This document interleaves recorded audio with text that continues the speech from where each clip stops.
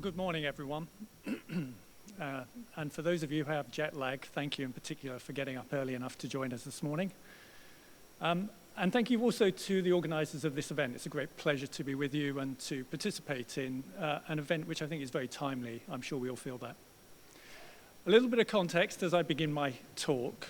I work for a contract research organization called Parexel, and we focus on clinical development. And I mention that in particular because when I talk about AI, I'm talking about it through my experience and those of my colleagues applying it or seeking to apply it in the clinical development space.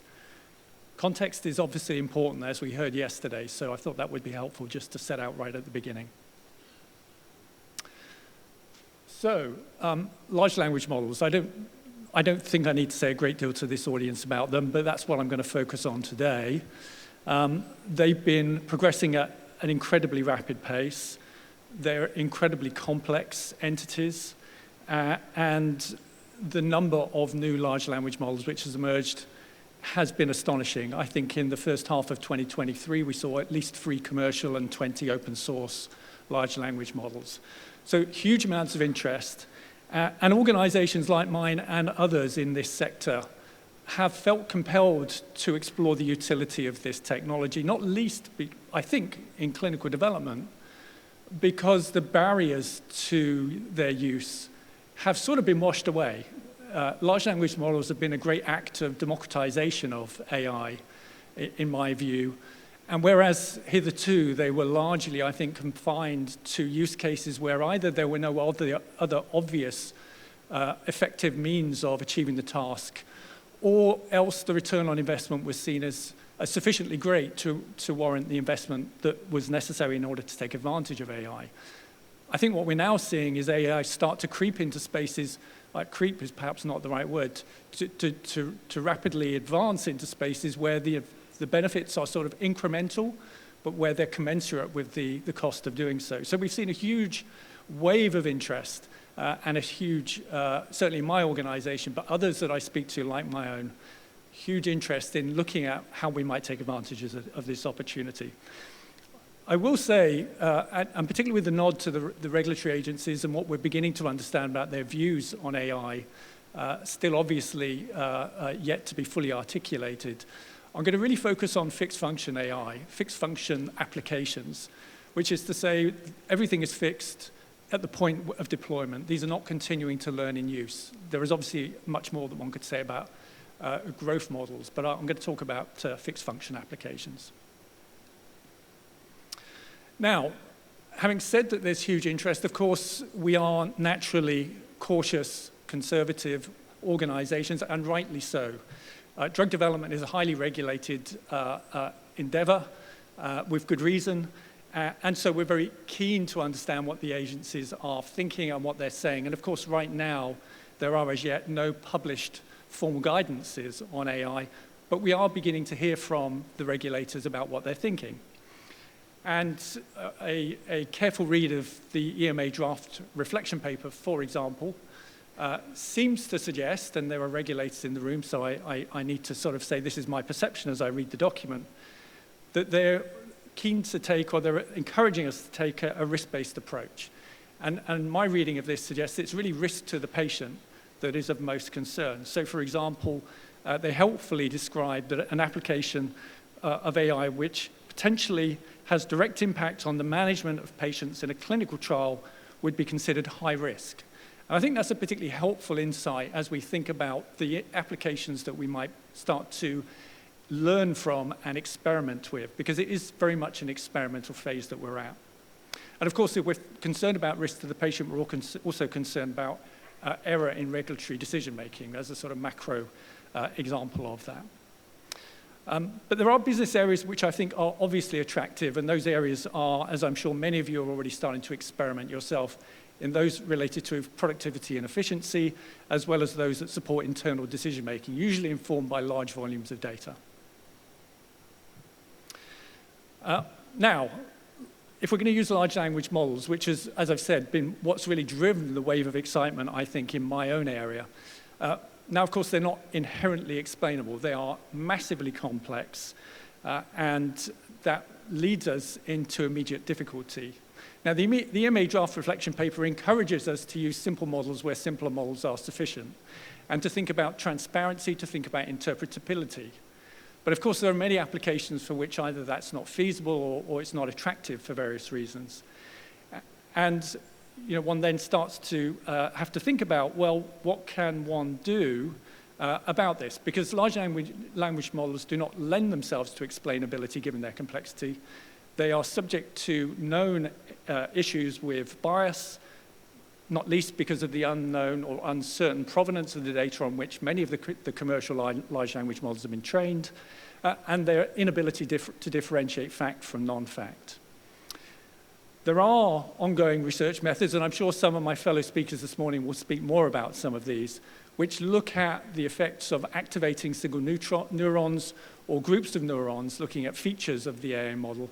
I'm not going to dwell on that. It seems to me that this is an area of active research and an important area, but as yet I believe that there is a lack of ability to scale these techniques. And so we're going to be working, at least for the next period of time, with large language models where we have really few mitigations for some of the known problems to fall back on. Among those, of course, prompt engineering, but also fine-tuning. Again, I'm not going to say too much about those. I assume you have some familiarity with those approaches, and of course, they are very context-specific. Now, in terms of hallucinations, one of the presumed antidotes to hallucinations is human in the loop. And this is presumed to address the risk of hallucinations. But of course, as yet, we don't have a huge amount of experience of oversight of large language models.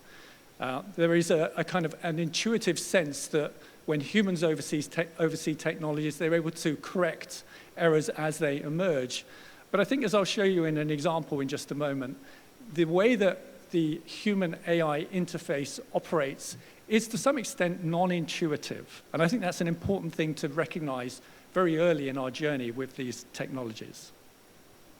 Now, if that's accepted for a moment, and I'll give a bit of justification for that in a moment, then of course what it leads us to is the need to move forward carefully, thoughtfully. I use that word again, this notion that we are very much experimenting. We are reflecting on the regulatory advice rightly to focus on patient risk, and so we will be operating in areas where the risk is low, or ideally the risk is borne by others than the patient. So the sponsor, for example, as the adult in the room, understanding that the risk that they're taking and willing to make decisions on the basis of the particular applications of interest.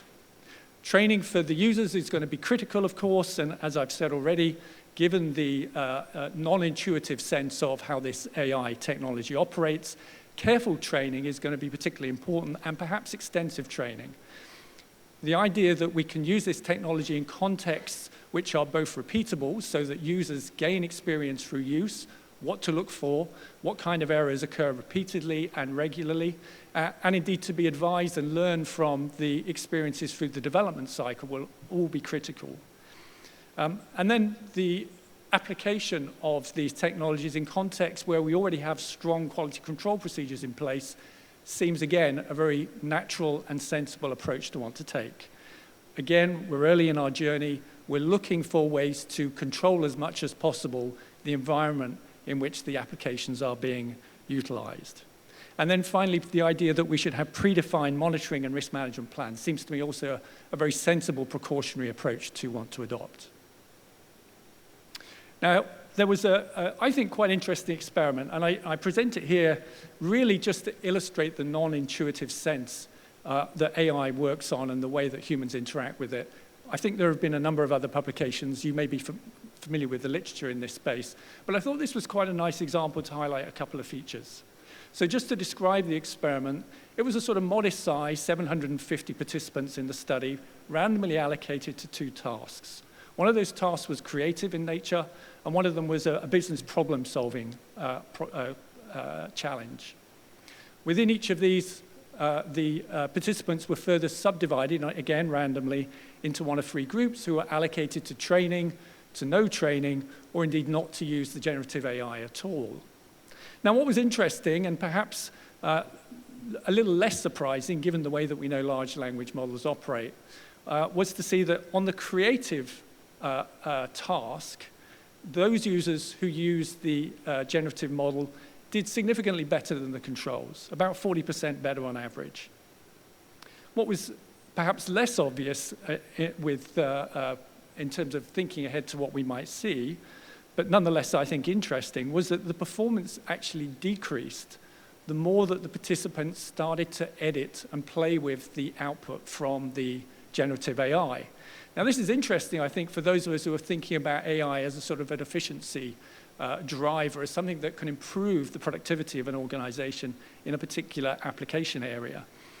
We need to train the users, therefore, to what extent they can rely upon the generative AI. And there may be certain contexts where, rather than thinking of this as a good first draft, they should be thinking of it as a plausible final draft. Now, in terms of the business problem-solving task, this was also interesting because those who used the generative AI actually did considerably worse than those in the control group. And the control group, in essence, used classical manual methods. So here's a context where generative AI is actually inhibiting the users from doing their usual best work. So what about the training effect? Well, that was interesting too. Those who were pre-trained and they had some informative guidance around the nature of the technology, how it worked and what to expect from it, they actually did worse than those who weren't trained on the business use application. Now, in a sense, all of this is sort of interesting, and so what? I think two things emerge for me that are perhaps generalizable. One is this notion of non-intuitiveness, and the reminder to us, I think, that as we start to embed AI applications based on large language models in our workplaces, we need to pay particular care and attention to thinking about that human-AI interface. And I think we'll hear more about that over the course of the morning. The other thing that's, I think, really interesting here is to consider it from the efficiency standpoint. And any assumptions we have that this is going to drive increased efficiency in the workplace, again, need to be examined carefully and need to be looked at in context of each use case. I think we've got quite a lot of experience now of using coding-based AI applications. I know my own son uses GitHub and with an AI overlay, and that is driving efficiency gains for sure, although rather less than I think perhaps has been advertised in some contexts.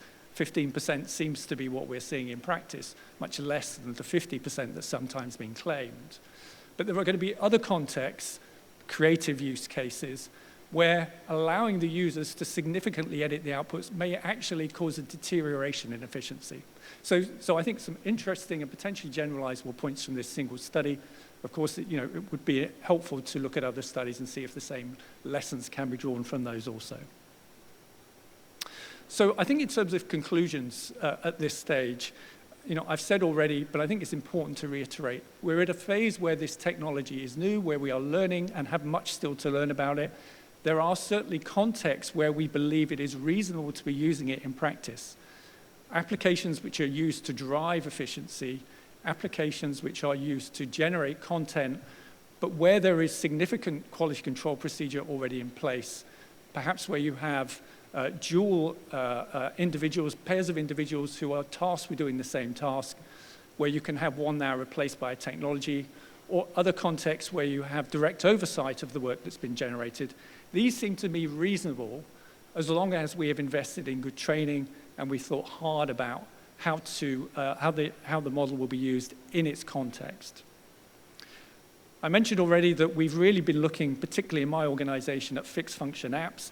And I think, again, given the rapid pace of the technology progression, that seems to me an important aspect to hold firm on at this stage, because the additional complexity that comes from growth applications, where the applications continue to learn over time, I think seems to me another variable which adds uncertainty into the mix. That means that it's going to be slower for us to learn through experience about how these applications work in practice.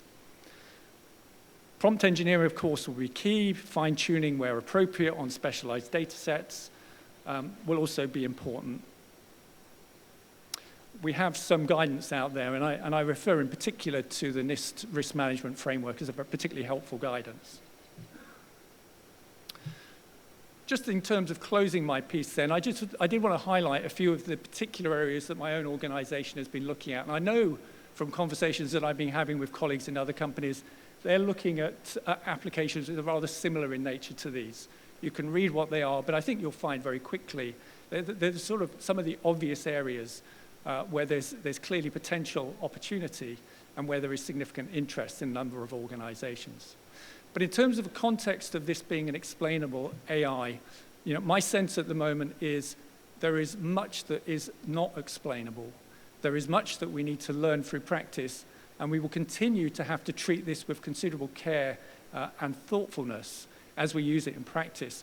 But use it we must, because there is really no other way that we're going to learn how that we can harness this technology, which has considerable potential, considerable power, and I think will in time become an invaluable part of our armory. Thank you very much. Thank you, Professor Ye, for the introduction. And it's my great honor to present some of my work, and I will briefly introduce what is happening in Explainable AI and what we are doing in Korea and the Explainable AI Center. So, as Professor Ye said, I'm a director of Explainable AI Center at KAIST and the CEO of Insititue company. So the explainable AI is very important for the mission critical system as an emergency of the AI. So if you think about most of our existing system before AI, and they are deterministic, and we can use them with certification, and we can use them as a predictable manner. But as Stefan say, so when AI era come, then we can say that most of AI systems are partially or fully autonomous, even if they are deterministic. And it is very hard to get, in many cases, it is hard to get the outcome in a predictable manner. So in a way that as we collaborate with our human colleague, AI does not provide the outcome in a predictable manner. Sometimes they provide with the hallucination and the fake news and the jailbreak and so on. So, but we still need to use those in the mission critical system. Then we need to let them to explain why you make this decision and how we can correct them and so on. So that's the reason why the explainable AI is important in this common area. So as many people know, so EU put the regulation for with the GDPR in 2018. So when the mission critical system does not able to provide the explanation for their task, then they will fine for the global revenue up to 4% of global revenue. And as you know, then these AI Act in EU increased those fine up to the 6% for the many high-risk AI system. To prevent these kind of scenario, so many countries has different perspective and the way to protect this AI safety and the trustworthy issue. So as Stefan says, the US, led by NIST, make an AI risk management framework because as you say, so US is like a powerhouse of AI or big tech company, so they need to have their self-regulation to protect their way of making AI system is more safe and to follow the standard of this process. Of course, actually, this is not standard yet, but NIST is finding the way to lead a way. And with a different perspective in China, so it has a different type of regulation. I think actually this is very interesting. So the result of LLM in China is very sensitive in politics. So Chinese government say the outcome of LLM made by Chinese company should follow their communist principle. So they may not allow any argument against their communist principle. But we can change this communist principle into the safe AI or like jailbreak or drug use or other like a nuclear weapon making and so on. So this is interesting approach to evaluating all the result of internal mechanism of this LLM and try to protect this LLM more safe and so on, but with a different perspective or purpose and so on. And so UK government is also another different perspective because they have a huge public health system, has public data for their people. And whenever a company comes to use this data, they have their own regulation, whether this new algorithm proposed by the company, like the Stephen, and are like use this data in a safe manner, like protecting their privacy and and so on. So I think actually this data protection and privacy protection is also important approach. So South Korean government from the 2021 and before tried to make trustworthy AI for the society. So first, actually, responsible use of AI is creating environment for the trustworthy AI with encouraging the use of AI and the technology and so on. And also, trustworthy society is laid the foundation of safe use of AI with the regulation and also principle made by government and the society and so on. And also, additionally, safe cyber nation with this technique like ethics and so on. So that is actually what South Korean government wish to do. And I will try to briefly what we do with my own experience and my organization, the center. So this is actually what I collaborate with David Ghane, the DARPA program manager in XAI. So what people think about XAI is there is a trade-off, explainability and the performance. But so because AI is a kind of big term, so it is very hard to say how we can individually measure the performance and the explainability and so on. But typically what people think is those trade-off. So when the model is more complex and less explainable, and when model is more explainable and the performance is worse and so on, is overcome by the explainability, because when people understand and explain the inside of a complex AI model, then can actually people improve those performance by reducing generalizing error, because they can find the bias and the improving performance and so on. As you say, the explainability also improved the performance in many cases. And so now this approach is a little bit actually improved in the precise manner. So this is actually the article that I collaborate with many international colleagues. These manifesto of open challenge and interdisciplinary research direction include some creating explanation for new type of AI like LLM and transformer and so on, and also improving existing explainable AI method, and also clarifying the use of concept in AI, and evaluating explainable AI method, and the human-centered explanation, and the multidimensional explanation, and improving the society impact with this explanation and so on. So of course we have a lot of open challenge, as we applying our method, our AI method to the society and so on. These are one of the some approach that we are doing in the research society. So as I say that, so South Korean government, Minister of Science and Technology established the center from 2017, and we have active international collaboration and applying this to the medical domain and the manufacturing domain and the finance domain to of this explainable AI approach. So one of the approach that we do is try to making the standard and setting the standard. So in 2020, so as part of our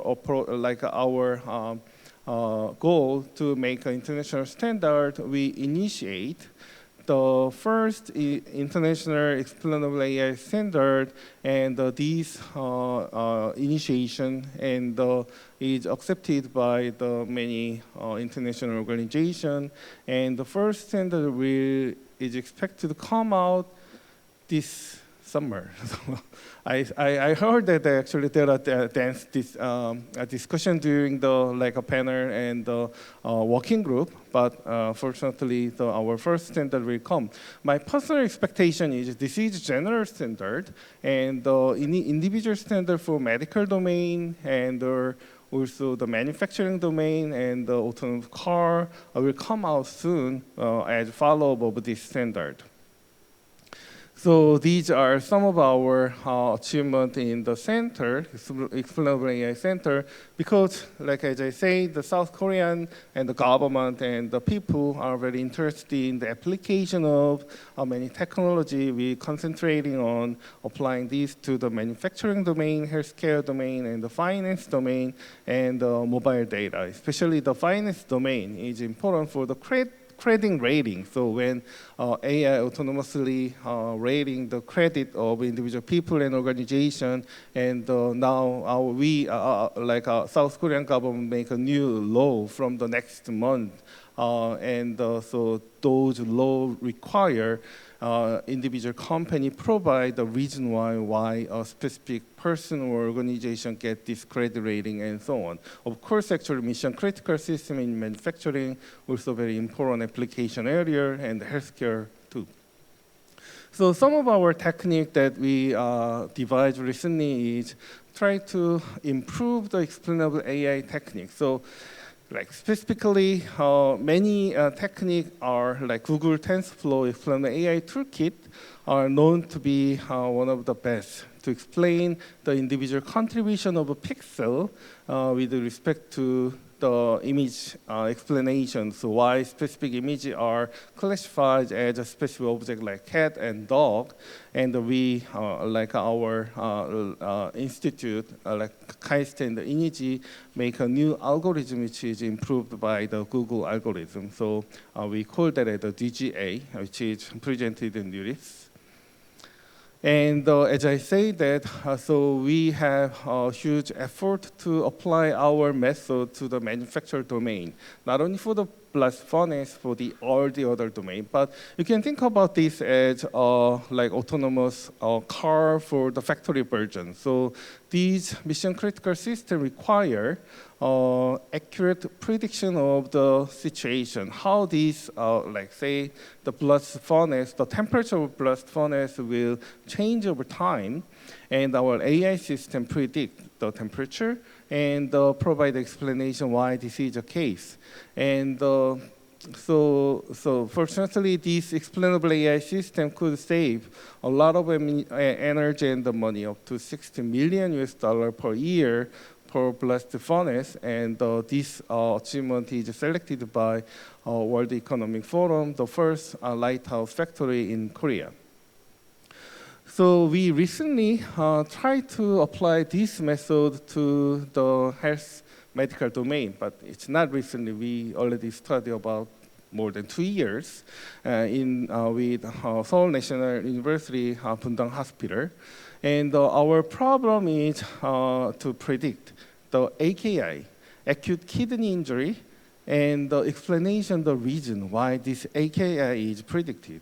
So already, like I think, as I know that DeepMind already make a Nature paper for this, but the algorithm itself is not enough to be useful for our clinical use. So our goal is to try to making and improving the system with explainable AI to be able to use in our daily life clinical system. So with our time series data and the patient data, and what we wish to do is wish to predict whether the AKI will occur in 48 hours. So these are some of the actual systems that we made. So every in the morning, so we predict all the patients whether they may have the AKI event. So when actually those green line is going off, so we predict that these patients will be probably the AKI. So this is the new result. Like the right-hand side part is the contribution. So all the individual factors are computed how much they will contribute the possible outcome of AKI. So of course, actually, this possible outcome will change over time. Sometimes, so the medicine that they have, sometimes whether they have a medical surgery or they have a clinical disease and so on. So based on their history and their data, so this our XAI system will prioritize, as we say, from the image recognition system and provide those input to the medical doctor. So based on our study, so our model is based on the 180,000 patient data. And we compare, and we are increasing this clinical trial for the more patient. And we compare this patient as currently 74 patients. And accuracy for the physician, expert physician is about 80% of accuracy. And our AI is close to the student level, about 5.6 and 5.7% and so on. But actually, if this explainable AI system not only provide the data of the prediction, but also provide the reason why this is predicted, and the recall is improved from 5.2% to the 71%, and the F1 score is also improved from 37 to 46. And for AKI predicted group, and the recall is increased, and the F1 decreased a little bit for the physician. As you say, the recall is improved from 36 to 60%, and the F1 is a little bit decreased, 43 to 33, because we have more patients to care about from AI system, and the student is also has a similar result. But for the non-AKI predictive group, then both significant gain in recall and F1, as we say that in the physician case, recall is improved from the 16% to the 87%, and the F1 score is increased from the 18% to the 66%. The reason why this is the case, so when for the non-AKI predictive group, which means more safer, normal patient, when explainable AI predict and getting the explanation, and the physician are more, how can I say, easy to decide that this patient is more safe. And in a way that this AI system help the medical doctor to care about more patient in a safe manner and so on. So actually, this is our just the beginning after 2 years of study, but we'll try to improve this result with more saving humans' life with explainable AI. Thank you.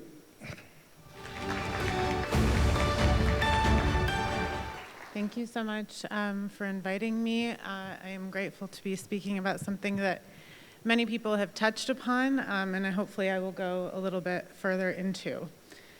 So just a little bit of disclosure, I'm funded by the NIMH on a fellowship unrelated to the work that I do at Ideas 42, psychiatry research, and I also serve as a work group lead for the Fairness, Equity, and Bias work group for the Coalition for Health AI, and I'm helping them develop a population risk tool. So my background is in clinical psychology, as you mentioned, and I've done quite a bit of research in decision-making and cognitive and affective neuroscience, both in healthy individuals and in psychiatric populations. So much of my work has focused on understanding why people do what they do, under what circumstances, and how we can shift behavior towards values. And now I've basically been applying this research to understanding the dynamics between human decision-making and AI in healthcare.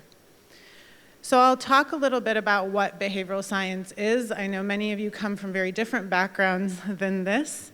So I'll discuss a bit of why bias matters for healthcare, and some existing gaps and examples along the way in terms of how we approach AI product design and implementation. Hopefully I'll end on a little bit more of a positive and hopeful note with some recommendations at the end. So when I think about applied behavioral science, what I'm really talking about is the intersection between these different areas of research. Our goal as an organization or a nonprofit is to use what we know from the lab about human decision making and we know about the real world in terms of how human decisions play out, to integrate these two to really guide changes in policy, changes in institutional structures, as well as human behavior more broadly. When I talk about bias, and most of the time when people hear the word bias, they believe it's something intentional and something that is inherently negative. I think we've done a not great job framing this word in reality.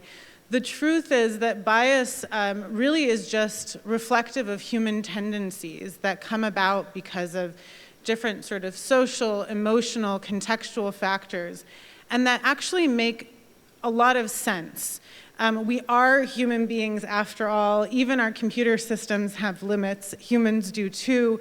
And knowing that our human tendencies are normal, it's not that bias is bad per se, but that understanding why bias is occurring to begin with, that awareness allows us to sort of approach from the very beginning in the design of our products, how do we work around these things? How do we ensure that we create contexts that are amenable to appropriate use and intended use of a product? So that's really kind of the lens at which I come about this issue. I think saying something is bias is not really the problem to solve. So one way I like to think about this is every behavior has a function. And we say this in clinical psychology, and we say this outside of clinical psychology. That function is rarely because somebody doesn't want to. It's often because there is some thing that they are either gaining or avoiding as a function of that behavior. So really understanding why, what is the function of this behavior, whether it is in the direction we want it or against the direction we want it, can help us design better tools. What does that look like in practice? What that looks like is when we want to abide by these principles for responsible and trustworthy health AI, and these are adapted from some of the risk management framework recommendations on NIST, as well as work that I've done with the Coalition for Health AI, we really need to be thinking across the entire AI life cycle.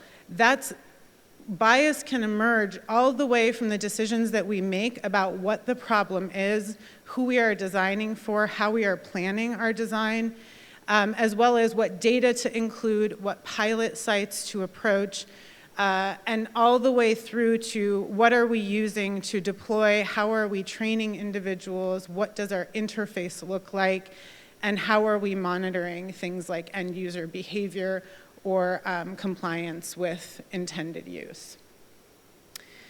So I'll give a couple examples. Biases, or human tendencies, as I would prefer to call them, this is not an exhaustive list by any means, but I'll give a couple illustrative examples of where this can show up in health AI development and deployment. So attention bias, or this tendency to focus on some piece of information and ignore other information, is a very normal thing. We have limited time, resources, and this is particularly true for physicians. This shows up when we have things like physician specialization. A physician may not be thinking about all the other factors that went into why we decided to make the intended use X. They're focused on getting their patient in and out of the door in 15 minutes, if you're in the United States, and solving their one problem that they came to you with. So they're not really focusing on that larger issue. This also comes into play during the model development side of things. Data scientists and data engineers, for very good reason, are experts in data and engineering, and they're not thinking about the social impacts or potentially the historical clinical discrepancies that may exist in data to begin with. We often have this attribution error where we find what look like base rate differences or skews in our data, and we assume, oh, This is skewed because, say, women are not prescribed pain medication at the same rate as men are. This must be because they don't need pain medication at the same rate that men do. Let me downweight that variable. The reality is historically women have been excluded, and there have been sort of myths around how women experience pain or have higher tolerance for pain, et cetera. So we really need to think about where these things come up as we are designing our tools and informing data or working as part of collaborative teams in a way that includes people who have specialties in the areas they should have specialties in, and then they work collaboratively together towards solving some problem. You may also have issues on the end use side in terms of variability in end user behavior because of things like confirmation bias or automation bias. So confirmation bias is the tendency to only attend to or act on information that confirms your pre-existing beliefs. This can occur if you have a physician who's highly experienced, has a preconceived idea of what a diagnosis should be for a patient, and then they're provided with additional information with this AI tool.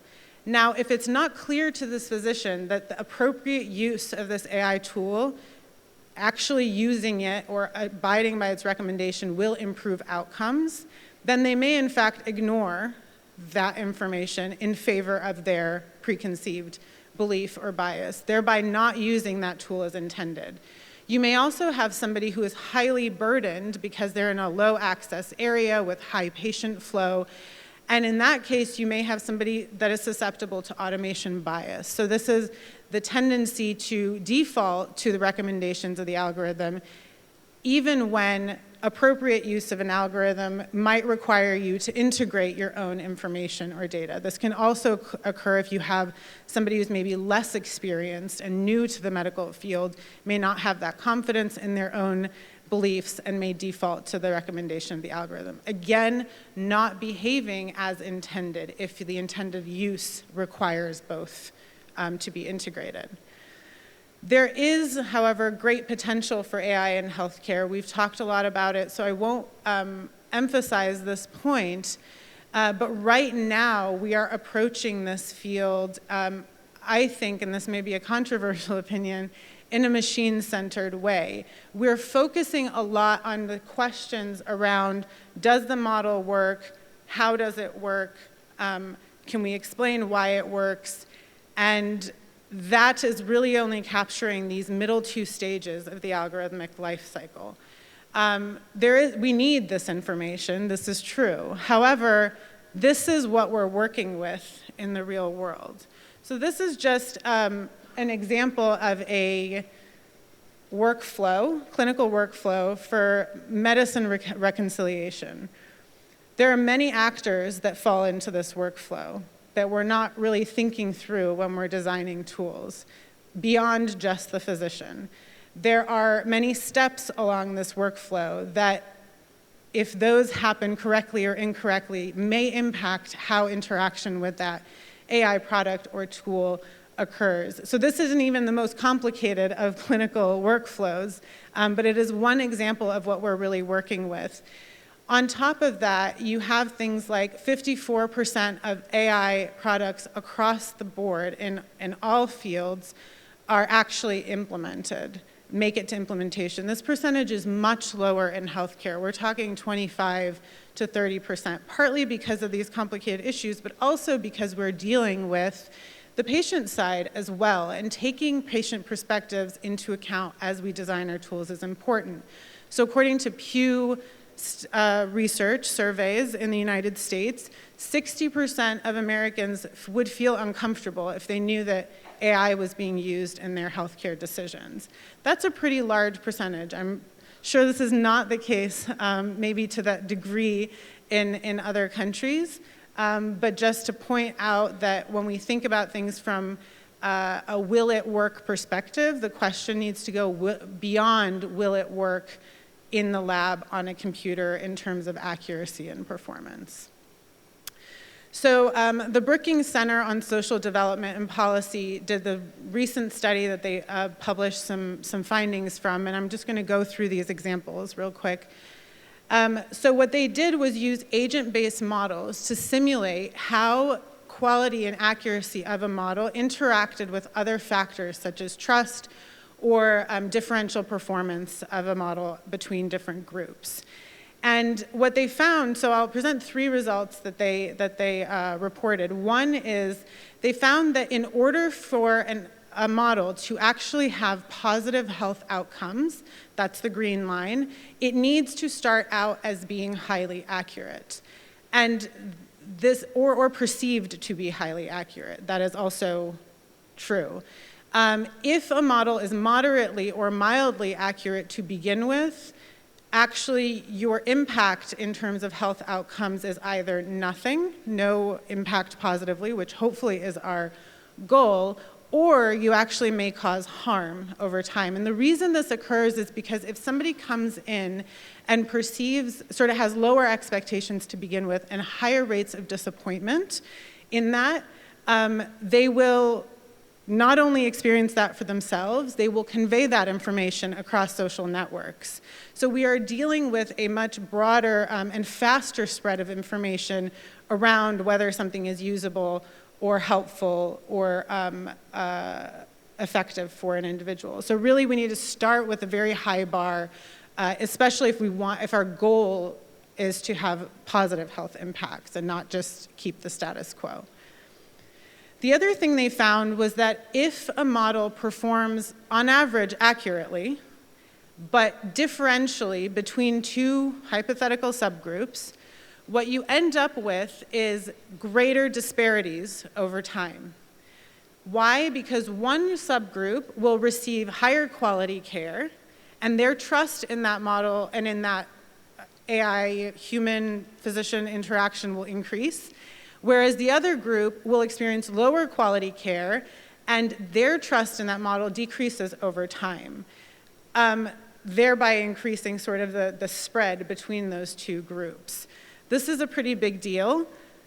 And then they found that if you have a model that has differential performance and there is some level of either mistrust differential between groups or some form of access differential between groups, you're actually more likely to have significant differences in health outcomes between those 2 groups. So 87% of their simulations came out with sort of more significant differences between subgroups when both of those things were true. So I promise I won't end on a super negative note.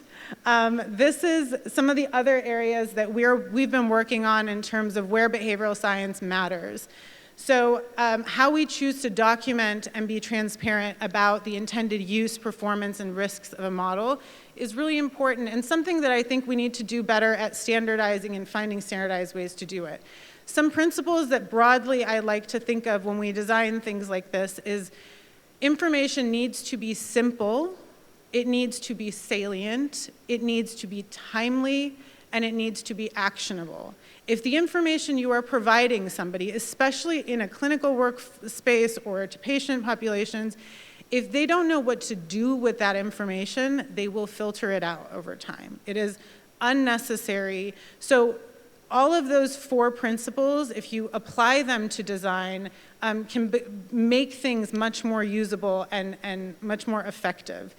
So this is just an example of a prototype that we have developed for an organization, but and just one version. So this is not even in the medical sort of setting. This is for a payer, but it highlights the fact that knowing where things are, what to look for, what is the relevant information for how I'm supposed to use this or not use this model are important.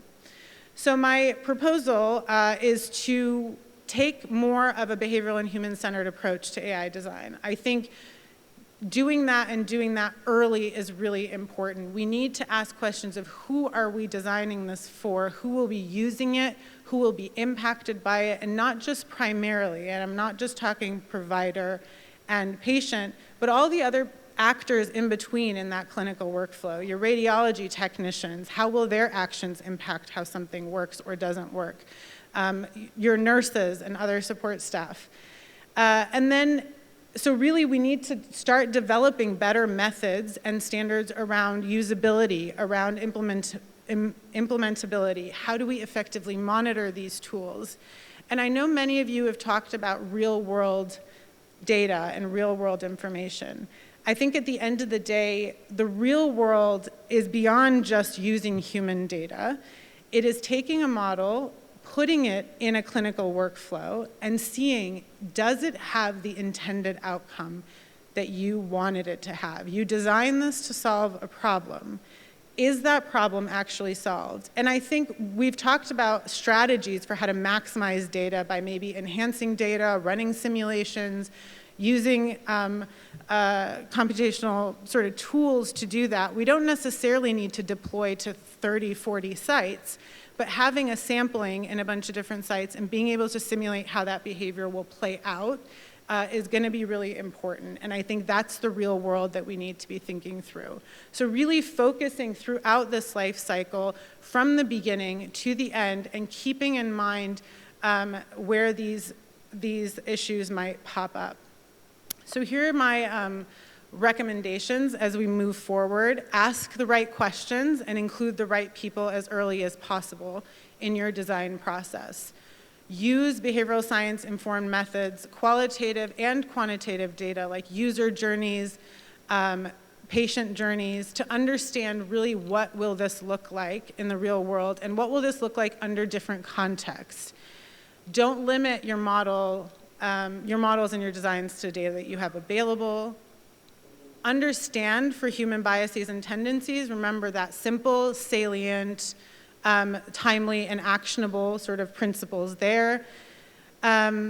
Develop standardized documentation and training protocols for different areas to fill in those knowledge gaps potentially. And then I think we need to do a lot better job of developing methods for motivating and monitoring end user behavior. We're not really thinking about the barriers and ways to monitor them. So happy to talk with anybody who is interested and or has data and would like to do something like this. And then I think at the regulatory level, providing infrastructure and governance in a way that is actually inclusive and accessible to not just the large health centers that we have present here in these conversations, not large organizations that have the finances and means, but really for the people who have been left behind and who are at highest risk for being even more left behind. I think AI has the possibility to impact those populations most in a positive way, and I think making these tools accessible for those groups is going to be a really big piece of it. Thank you so much. Great. So thank you for the invitation. I'm honored to be here and speaking about this very important topic, which is algorithmic bias. So I'm going to take a little bit of a different approach here, and rather than trying to give you sort of a comprehensive view of this massive, massive topic, I thought I would illustrate, focused on medical decision-making and clinical decisions and diagnosis, an example of a very old algorithm and an example of a very new algorithm, and what issues around bias are common amongst those two and how they depart in fundamentally different ways. So just by way of background before that, I direct a lab at Harvard Medical School that's focused broadly on applying computation to improve medical decision making. I highlighted two relevant recurring themes for today. The first is understanding normal variation, so understanding exactly what it means to be normal across populations, across different demographic groups, across clinical groups, across diseases, across areas, across geographies. And we really explore this theme across different organ systems, from kidneys, which I'll talk about today, to cardiovascular disease and blood laboratory biomarkers. And then the other main focus of the group is on applying AI to improve medical decision making and testing what AI can do right now and where it's going in terms of being useful for medical diagnosis. Throughout both of these focus areas, we're very focused in the group on translating what we do academically into clinical impact, and so I'll talk about some of those efforts as well. So the first focus area, this is a very old equation. This is a very old algorithm, if you will. And it's one that none of us, I think, or most of us in the room would not consider artificial intelligence. But I think, nonetheless, is a predictive model which illustrates many of these challenges around algorithmic bias that are relevant for AI. So the estimated glomerular filtration rate, or eGFR, is an index of how well your kidneys are working. It's extremely important, extremely commonly used. There's greater than 230 million tests. That's for the United States alone that are ordered annually. And it's really used diagnostically. It's used to diagnose and stage chronic kidney disease, choose and dose medications, initiate specialist referral, so when someone can see a nephrologist, determine eligibility for kidney donation, transplant, and trial eligibility as well. So it can be measured via a measured GFR test, which is a urinary test, more laborious, more difficult, or much more commonly, it's estimated via a simple and cheap blood test, which is the eGFR. So again, this is not an AI model. It's a simple regression equation. And this is the equation that's used hundreds of millions or more, actually, times a year for calculating eGFR. And so you see it on the top there. It is a regression equation. It's formulated a little bit differently, but you notice that it has a creatinine. So this is the serum marker, endogenous filtration marker that's measured. It has demographic adjustments for age, for sex, and then there is this multiplier at the end, 1.159, which is for race. And so if the individual is black, then there's the correction that's essentially applied to the eGFR to calculate a revised eGFR, and this is the estimate of their kidney function. So this effectively increases by about 16% for black patients only their eGFR at the same level of creatinine. This is against the background in which black patients are underdiagnosed with chronic kidney disease, less likely to receive transplants when they're appropriate, and several times more likely to progress to kidney failure. So in the United States, this prompted a very, very significant debate. And it really started in 2018, 2019, where medical centers started changing the way that one medical center in particular is changing the way that they were reporting eGFR with regards to race. But then in 2020, this really accelerated. And so medical centers, really leading hospitals in the United States, around the country, started removing that coefficient. And the way they did this was by directly eliminating that coefficient from the regression equation. So again, this was a big story. There were mainstream general popular press articles and Consumer Reports, Wired, many other places, the New York Times, that were covering this. And this bled outside of medicine too. So this practice of race adjustment or race norming a clinical measure saw huge stories with the National Football League in the United States announcing that they would halt this practice in the context of $1 billion concussion settlement, and then lawmakers in the United States Senate and House of Representatives also scrutinizing the use of race in these algorithms. So I mentioned that the race coefficient was directly removed from the equation. But what wasn't clear at the time was what the clinical implications of that particular approach to removing race were. So this is work led by a superstar medical student in my group, James Diao, and we published this series of papers in the New England Journal of Medicine and JAMA, both quantifying the implications of removing race, the clinical implications from that approach that was being taken, but then also outlining many different ways that we could remove race from the equation but still preserve accuracy. So what was happening was that race was directly removed from the equation. As a result of that, it concentrated the statistical errors in black patients in particular while removing race but preserving that or concentrating that error. So what we found, so sort of summary of those papers, eGFRs formulated with respect to race can have profound clinical implications, and race-free approaches differ substantially in their accuracy. So just about a year and a half after the medical centers were changing their approach, a major guidelines group, the National Kidney Foundation, American Society of Nephrology, convened and announced a new recommendation for immediate implementation of eGFR, which is one of the approaches that we had suggested in one of our papers in the New England Journal of Medicine, which is to refit the equation without race. And they recommended some medium-term approaches to improve estimates with other markers, and then some longer-term work as well. So it's formatted a little bit awkwardly here, but this is just to illustrate. This is not AI. This is an incredibly simple clinical equation that's used ubiquitously for many different purposes, for diagnosing patients, qualifying them for eligibility for certain treatments and clinical trials. Many issues that came to the forefront in the context of EGFR were the training data representative. Who are being represented in those training data? What are the appropriate input variables to use? Should we be indexing to race for these measurements? How do we categorize? Is the entire world, as it was represented in this equation, black or white? Of course it's not. And then the choice to prioritize accuracy of prediction of measured GFR over clinical outcomes. So there are many other clinical outcomes that are impacted by how race is formulated or removed from this equation. And there was an emphasis initially on some of the resistance, which is to prioritize a particular measured GFR measurement for retaining race. So what about AI? So the simplest possible equations, we had a national debate, the United States, all these major guidelines organizations. What does this mean for AI? I apologize at 10 a.m. for showing you this particular image, but this is, I think, one that sticks in my mind, and this is relevant to think about when we think about these amazing creations that we have now, which are large language models. So I think these are absolutely the most exciting development in medicine, medical education, let's say, and in medical diagnosis or general medical diagnosis in quite some time.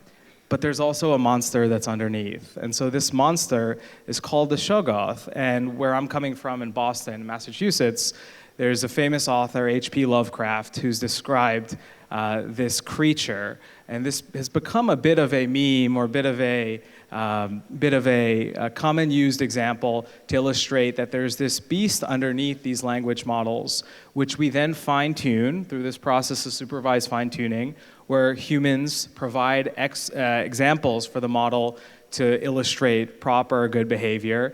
And then we further have humans vote through this process called RLHF, or reinforcement learning through human feedback, on what helpful, non-toxic, useful output is. And so there is this monster underneath, but it's this human labeling and this human supervision at the end that is this friendly, helpful chatbot that sometimes goes off the rails or is a little bit less friendly and a little bit less helpful. So LLMs are only the sort of most recent, one of the most exciting examples of applications of general diagnostic reasoning from AI systems in medicine. But AI in medicine is not new. This is a topic that we've tackled for many decades. There have been many amazing periods of development and then winters, followed by, I think, the current moment that we're living in and the reason that many of us are convened here today to discuss AI in medicine. So this is a paper I selected from the New England Journal of Medicine. I'll just highlight the date. If you read, I'm not going to do it right now in the interest of time, if you read through that paper and you look at the arguments about how AI in medicine is being used, what the major challenges are.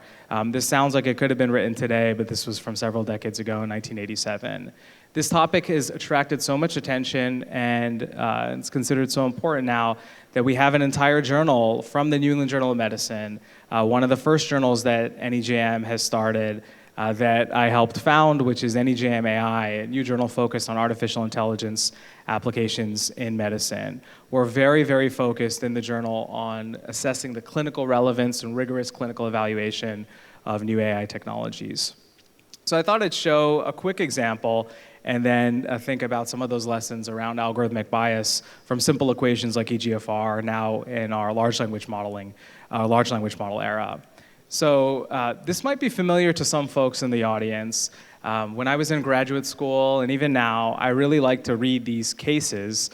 So I'm not an MD by training, I'm not a clinician. I went to a PhD program that was very clinically oriented, in addition to a focus on bioinformatics. And we would read these cases, the case records from the Massachusetts General Hospital. This is the first one from 1923. These have been published continuously by the New England Journal of Medicine for the last 100 years. It was just the 100-year anniversary last year.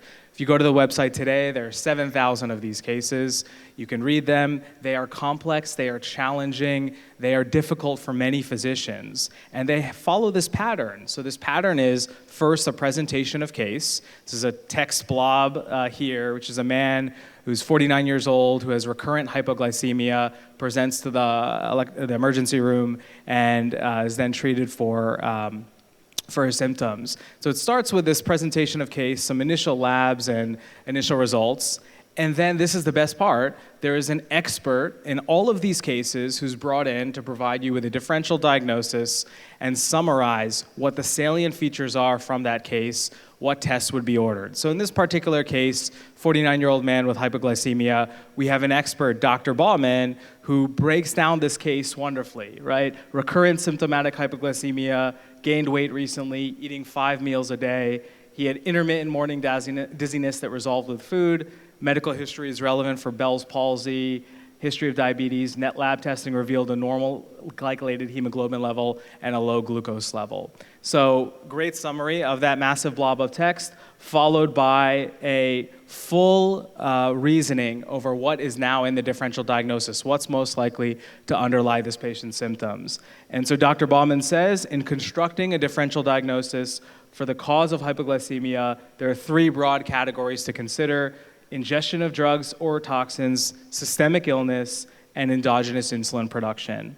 So I'm not going to go through all the details. Dr. Baumann expertly goes through each of those different categories and then provides the most likely diagnosis, which is insulinoma. This is a tumor of the pancreas that can cause these symptoms. And Dr. Baumann then recommends supervised fast as the next test, followed by, and specifically what we should order in that supervised test to assess this diagnosis. So that's actually what happened. There's several rounds of testing in this case. There was a supervised fast that was ordered. It did suggest insulinoma. Then imaging was performed. Final pathological diagnosis was performed. And indeed, Dr. Baumann was right. The final diagnosis was insulinoma, or tumor of the pancreas. So these are amazingly educational. They're also incredibly difficult for many, many physicians, even expert physicians. They span many different areas.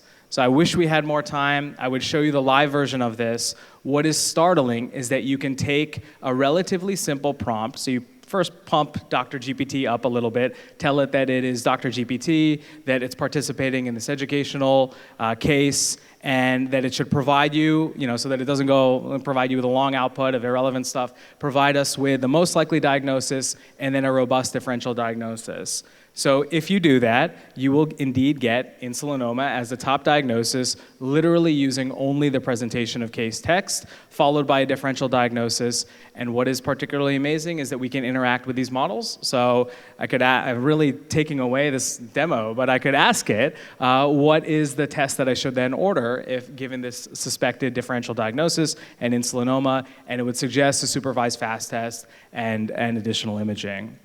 So this is a general purpose model that can solve these very challenging cases from the New England Journal of Medicine that are very difficult for most physicians. Okay, so if you're cynical at this point, that's one case, who cares? One example, maybe it's in the training data. This was a paper published, a little bit amusingly, in JAMA about the New England Journal of Medicine cases, so another leading medical journal where they found doctors evaluated in tandem the output of the GPT-4 model on 70 of these cases. 5 is the top score there. It often, most of the time, included the correct diagnosis on these complex cases in the differential. This was really, really astounding. General purpose model that can solve these tough cases. We've heard already yesterday, a little bit today, we're now moving to a multimodal era where not just text, but also images can be processed by these models. So we published one of the early evaluations of the new GPT-4 vision model, or GPT-4V, on these cases from the New England Journal of Medicine. You can see the red bar there. Again, we were surprised by how well, again, this is no fine-tuning, there's no RAG, there's no complicated additional layers of information we're providing to the model. This is out of the box. The model is doing surprisingly, almost stunningly well on these types of challenges. We've heard examples now where AI is being used to help diagnose patients who have unresolved conditions. There's a big example where a boy who was in pain had seen 17 doctors over 3 years. ChatGPT led to the correct diagnosis.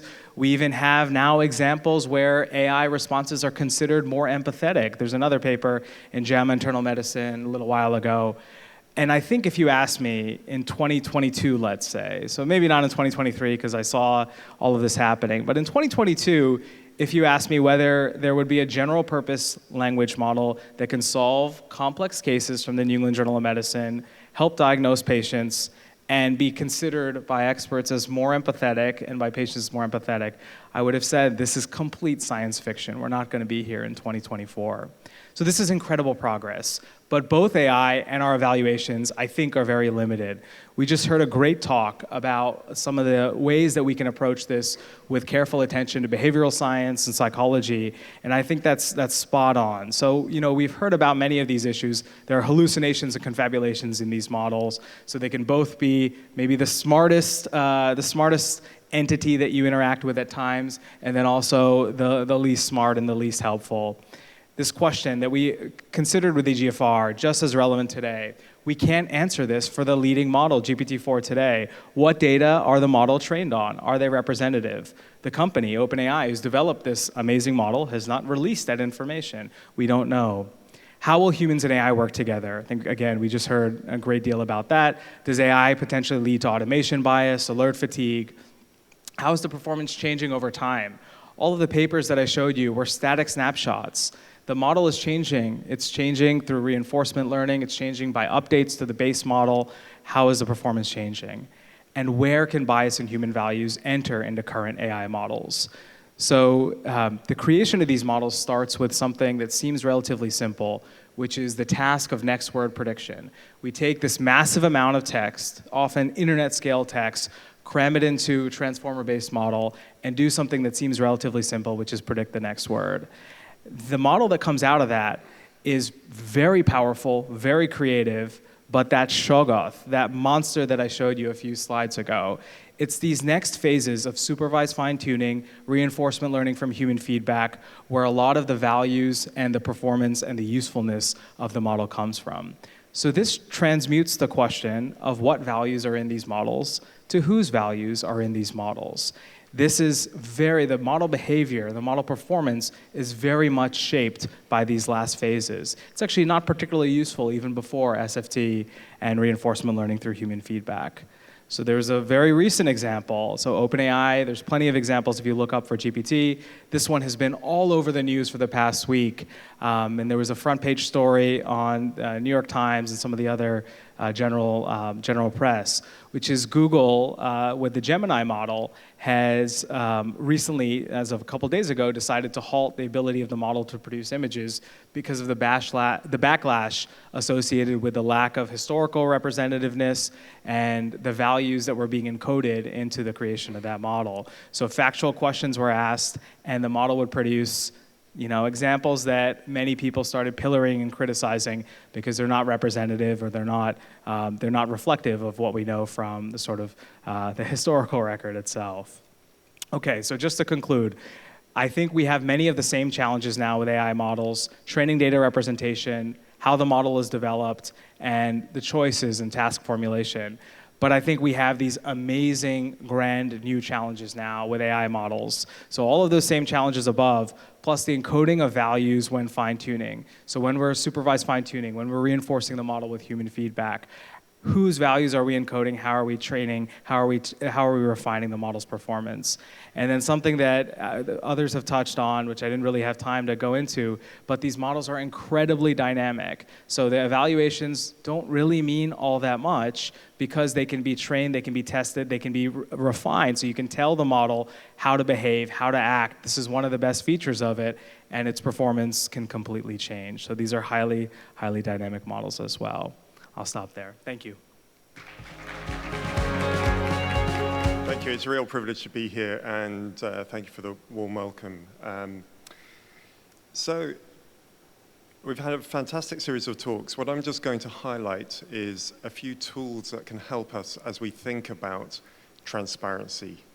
So some of these, well, we've touched on in passing, but I think for those of us in the room, I think we're a group of people who are involved along the whole product pipeline, but really care about the implementation and actually making a difference in people's lives through creating the most amazing tools and unlocking the potential that this technology holds. But obviously in this session, we've also been focusing on the risks around this. And so we hold this intention, the opportunity and the risk And part of the innovation is not just in the product, but it's in the system and the tools that we can use to really make this work, make this safe. So I lead a group with the brilliant Dr. Xiaoxuan Liu, who is also one of the deputy editors of Nijam AI, like Raj. We lead a group focused on the responsible innovation in AI. So focused particularly on the evaluation and regulation of AI health technologies.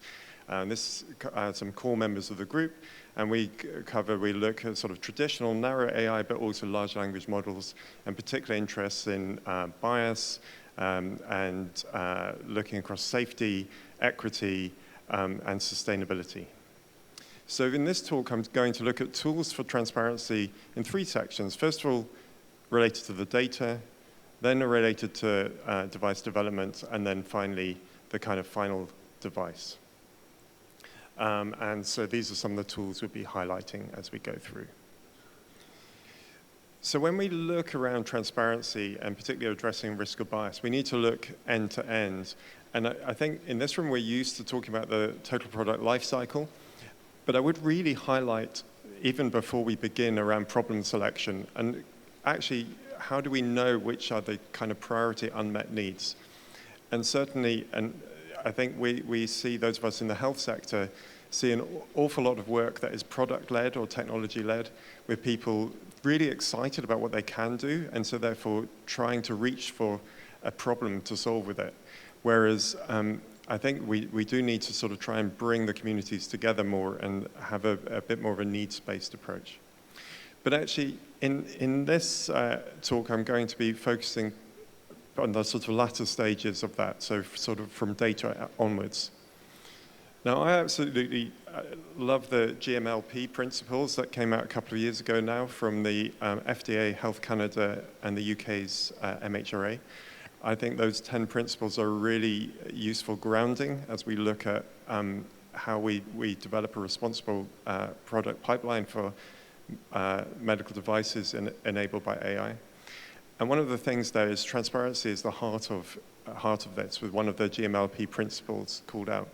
So what are the tools that we can use to support this? Well, harmonized standards will be coming through across a number of the things we'll talk on. But often the first thinking, critical thinking, comes from the academic side or from cross-sector collaborations, academic, industry, and so on. So one famous example is data sheets for data sets, which is focused on transparency across a number of domains. And this is also being contextualized for health contexts with health sheets.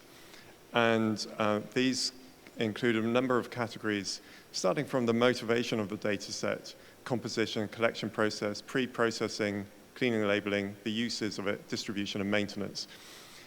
And these are all important. And I do want to call out motivation. There was Merage in her talk, one of the phrases she used was something like, don't limit the models and designs you use to the data available. I think that's really key. I think in the AI space, there's a lot of creation based on convenience. So beware of that. I say again, there's a lot of creation based on convenience. And whilst that's a good starting point, that's not where we want to end up. So watch out for that. Look at the data. Is this actually, if you started again, not just what's available, but what's the actual data that we need to create the best tool that's going to make the most impact on people's health?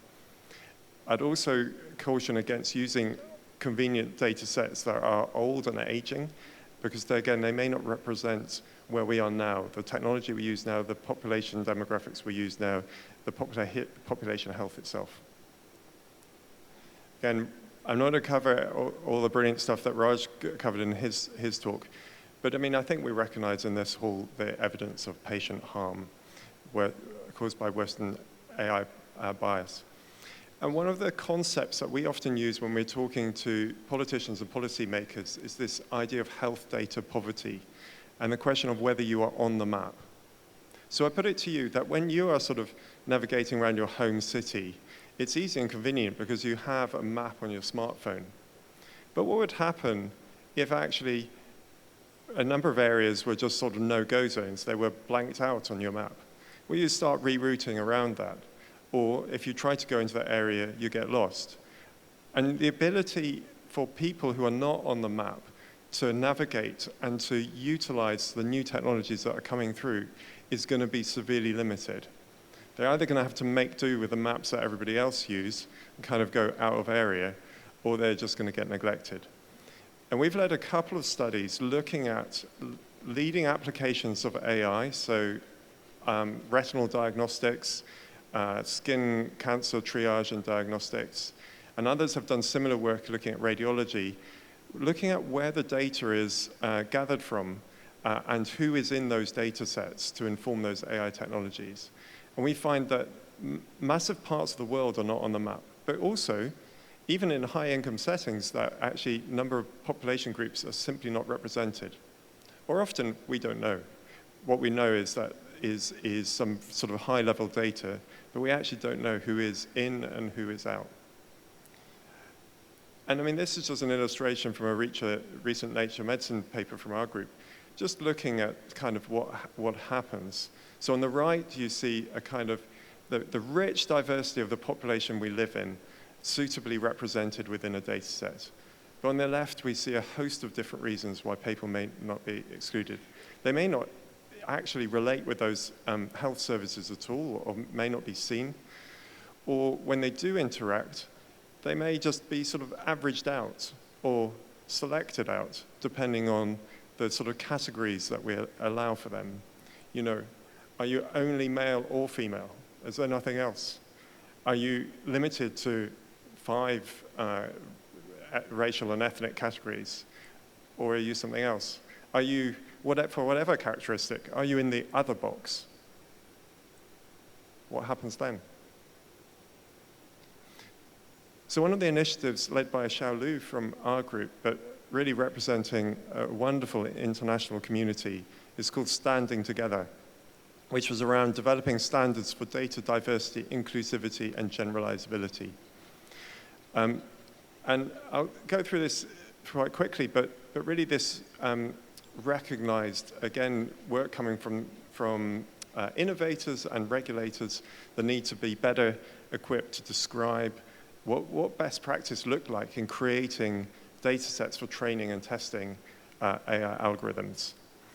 And one of the things that became clear as we developed this work was that transparency was key.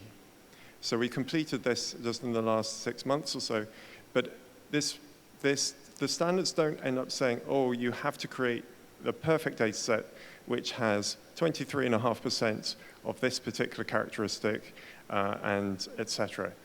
No, rather it was, if we recognize that there is no perfect data set, then transparency is key. If you report that data set transparently, openly, and with adequate detail, then everybody else along that pipeline of innovation can make informed decisions, whether that's the developer who's creating a model, whether that's a regulator or evaluator who wants to look at whether appropriate data sets have been used to provide confidence for their jurisdiction, or whether it's the health provider at the end of the chain choosing whether to purchase one model over another because they're confident it's suitable in their locality. So transparency is key. And this went through a kind of robust methodological process in terms of consensus building, systematic review, and so on. And although I've put up the draft recommendations there, the full recommendations are now on datadiversity.org. They were announced as part of the UK's AI Summit in the autumn and have been signposted by our regulator, MHRA. We were delighted to welcome regulators from around the world in the development on this, and our thanks to FDA as well of partnering in that process. Represented 58 countries from around the world, including here in South Korea. And I'm just going to mention there's 2 parts of the standards.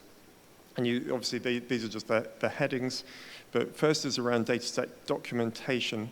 And we'll come then to dataset use shortly.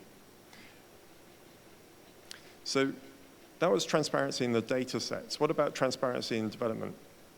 So a really famous example of of this is trying to describe the model in detail is something called model cards, which many of you will be familiar with.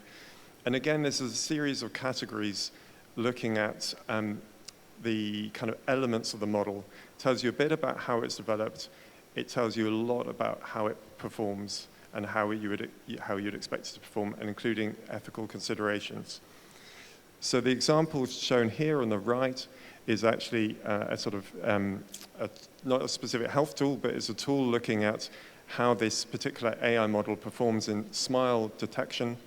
And what you see is in the figures down the right-hand side, you can see its performance on the whole test group, and then you can also see its performance broken down into kind of age, sex categories, and then intersectional groups effectively here into age and sex. And you can extend this model to look across ethnicity and other characteristics. And again, this is something we advocate in our own local health setting, is that as we're choosing whether to procure a new tool or not, is to make sure that we've broken it down in performance, not just, average isn't good enough. We need to see, is it safe on average? Yeah, that's fine, that's the starting point, but is it also safe for all? So not just safe on average, is it safe for all? And that means having a detailed view under the hood in terms of performance. I'd said this was part 2 of the standing together standards, and this is around dataset use. So this is, if the first sets of standards are for documentation and perhaps particularly suitable for dataset curators, people who are creating these datasets for use, this is about you as an innovator, or to be honest, you as a regulator or evaluator, looking at the appropriateness of the data that has been used for your tool. So in the last bit of the talk, I'm just going to come to actually the sort of device performance and using it in the sort of the clinical evaluation stage. So again, one of the things that I think we recognize here is that whilst there's excitement about AI, we shouldn't forget kind of best practice and sort of years and decades of good, robust evaluation and methodology. So first of all, trial registration. Again, just ensure that any of these evaluations, clinical trials, etc., for AI are as good as clinical trials that are for non-AI products. We can't lower the bar. We need to make sure, are the endpoints pre-registered? Are they reported according to the kind of best practice that we would normally expect? Again, people will be familiar with CONSORT as a kind of standard reporting guidelines for clinical trials. So we led the extension of that for AI, so CONSORT AI. Again, this is all available publicly and has been adopted by the leading journals. Similarly, when you're registering your protocol for a trial of an AI device, the equivalent is called SPIRIT. Intended use statements and intended purpose. Jong-Hong mentioned this yesterday. Cannot overstress this. This is, if you take this seriously and get this right, it just solves a whole host of problems, because it calls out exactly what you're going to use it for, in whom, and again, the UK's MHRA have a really nice piece on this with a nice flowchart to help you kind of work through that. But obviously I realize this is reflected.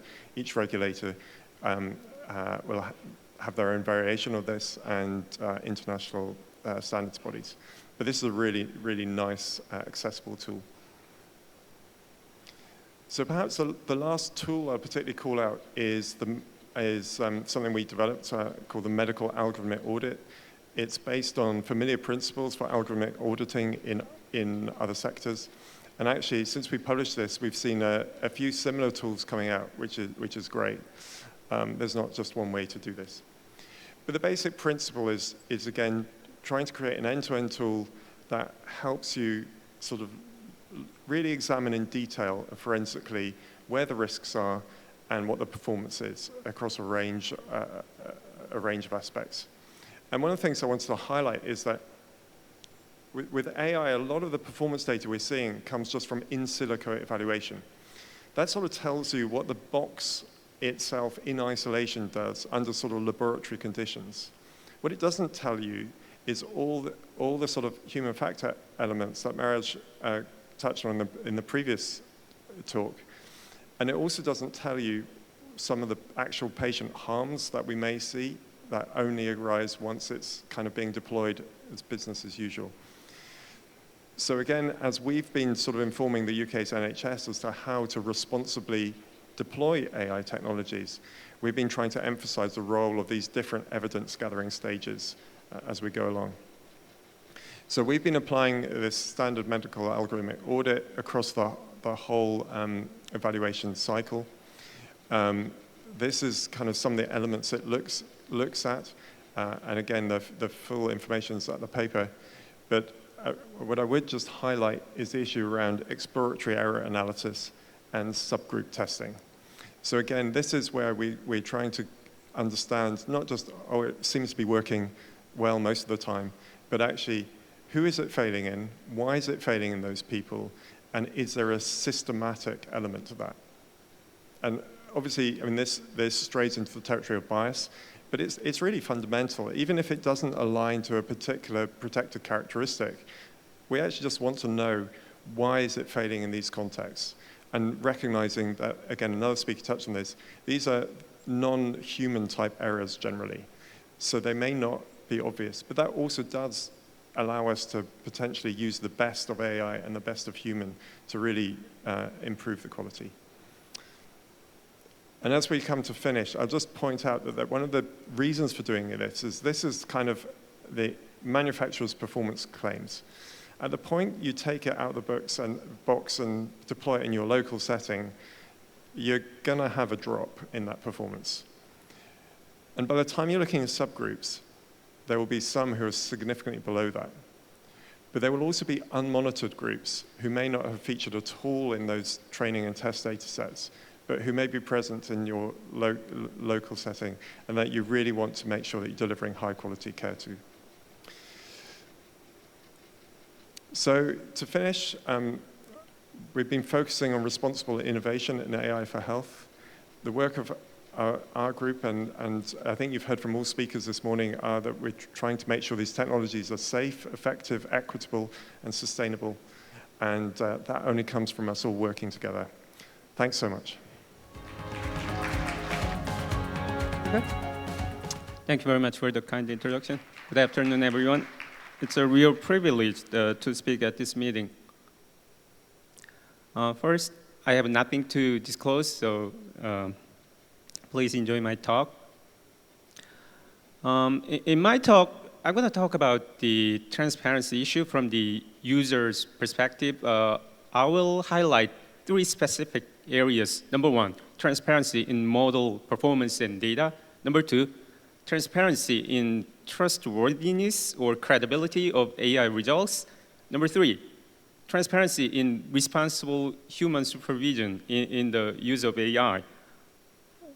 So in my talk, I want to elucidate why these are important, why these are relevant, and hopefully suggest what regulatory bodies should do further to enhance transparency in these areas. So this is my first point, transparency regarding model performance and data. Let me start with some interesting example. This is an AI that has been approved by the US FDA. This is an AI to detect cervical spine fractures on CT, as you can see in these examples on the left of the slide. I have copied a portion of the US FDA approval document there, and as you can see, the sensitivity was pretty high, almost 92%, and the specificity was also very high, almost 90%, both of which were very impressive. But when doctors at the trauma center of the University of Wisconsin Medical Center, which is a very reputed trauma center in the United States, actually used it, these are the results. None of these were fractures. All of these were false positives. So the doctors there got curious, and they performed a clinical trial, including almost 2,000 patients. And these are the results.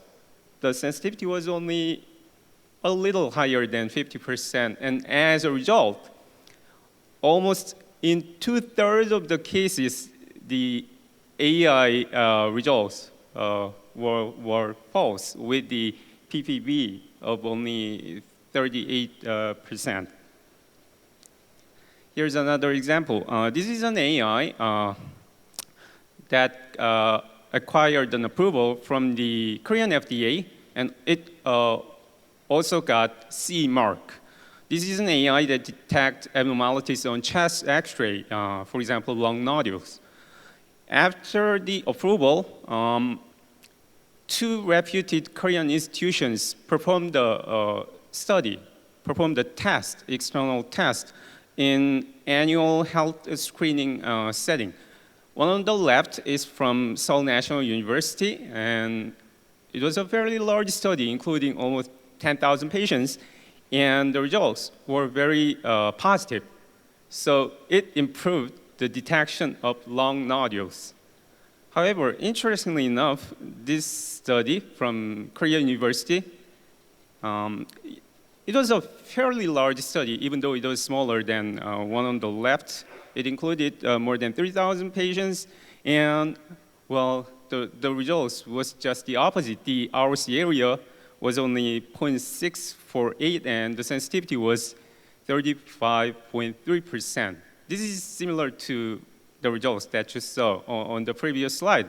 What was worse, by introducing AI to their practice, actually, the interpretation time has gotten longer. So the performance was lower, and the interpretation time became longer. Yeah, it's a double whammy.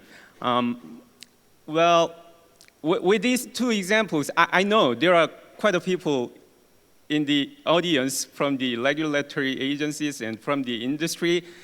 Well, I'm not trying to say that, you know, these 2 are some sloppy AI algorithms. Neither, you know, there were some problems with the regulatory, you know, evaluation process. That's not my intention. Well, in fact, these are quite natural. These are well expected. The limited generalizability of AI performance in healthcare is now well known. Well, actually, some experts use the term myth of generalizability. It's published in a reputed journal.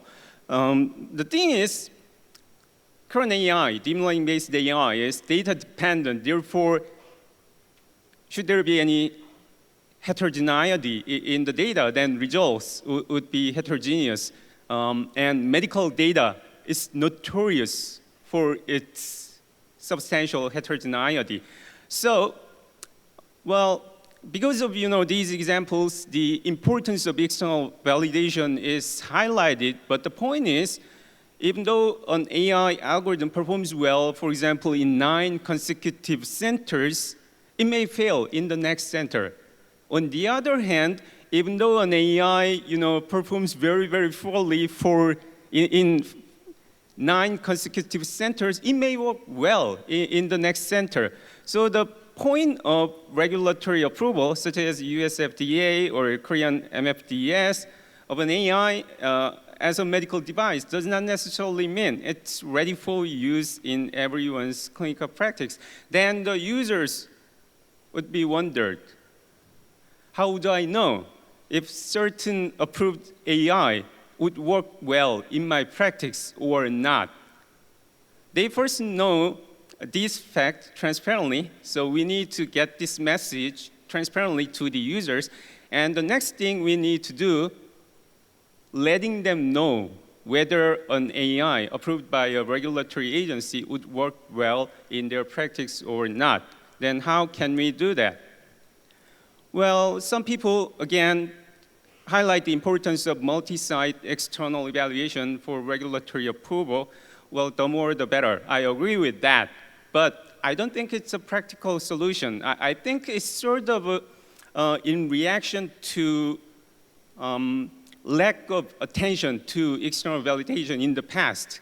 For example, according to this data, it's been published in 2022, I can barely see. Anyways, they analyzed 130 AI devices approved by the US FDA, and of them, in 93, there was no multi-site assessment, and among those who claimed multi-site assessment, in 9, actually the multi means 2. So it's problematic. So in reaction to that, multi-site external validation, it's highlighted, but again, I don't think it's a practical solution. As I said earlier, even though an AI model performs well in 9 or 900 institutions consecutively, it may fail at the next institution or vice versa. So, well, I think one practical solution is allowing sufficient on-site testing before adoption of AI in the user's practice, but it's ideal, but it's not really feasible. And then the next step would be greater transparency regarding data. Here, data transparency includes transparency in the training data as well as the test data. And from the user's perspective, I think transparency in the testing data is more useful than the transparency in training data. And if you think about the current trend of AI models, with these mega large language models, do we really have, users, do users really have a control over the training data? No. But training data is more controllable, and we can place greater transparency in the training data. So if the users know, test data, if the users know the test data is similar to their own practice or dissimilar to their own practice, they can make a more clearer decision. So we may need further efforts to improve data transparency for end users, particularly for the test data. And for that, some group of experts actually came up with something like this. And the previous speaker talked about a model card. This is similar. So it's sort of like the package inserts for drugs. So it shows the specifics of the data and some other informations. Well, I think this could be one useful tool. The second point is transparency regarding trustworthiness or credibility of AI predictions. Again, let me show you this example.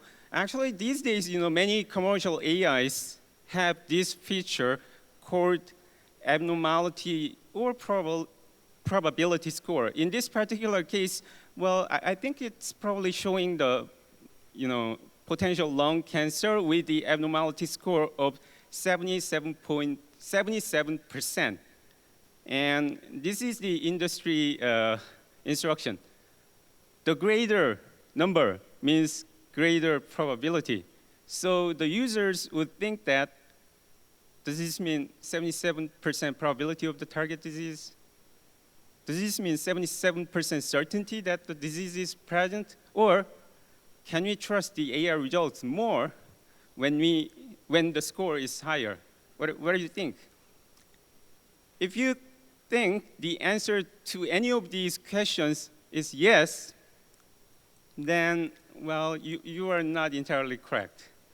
The answer is not really.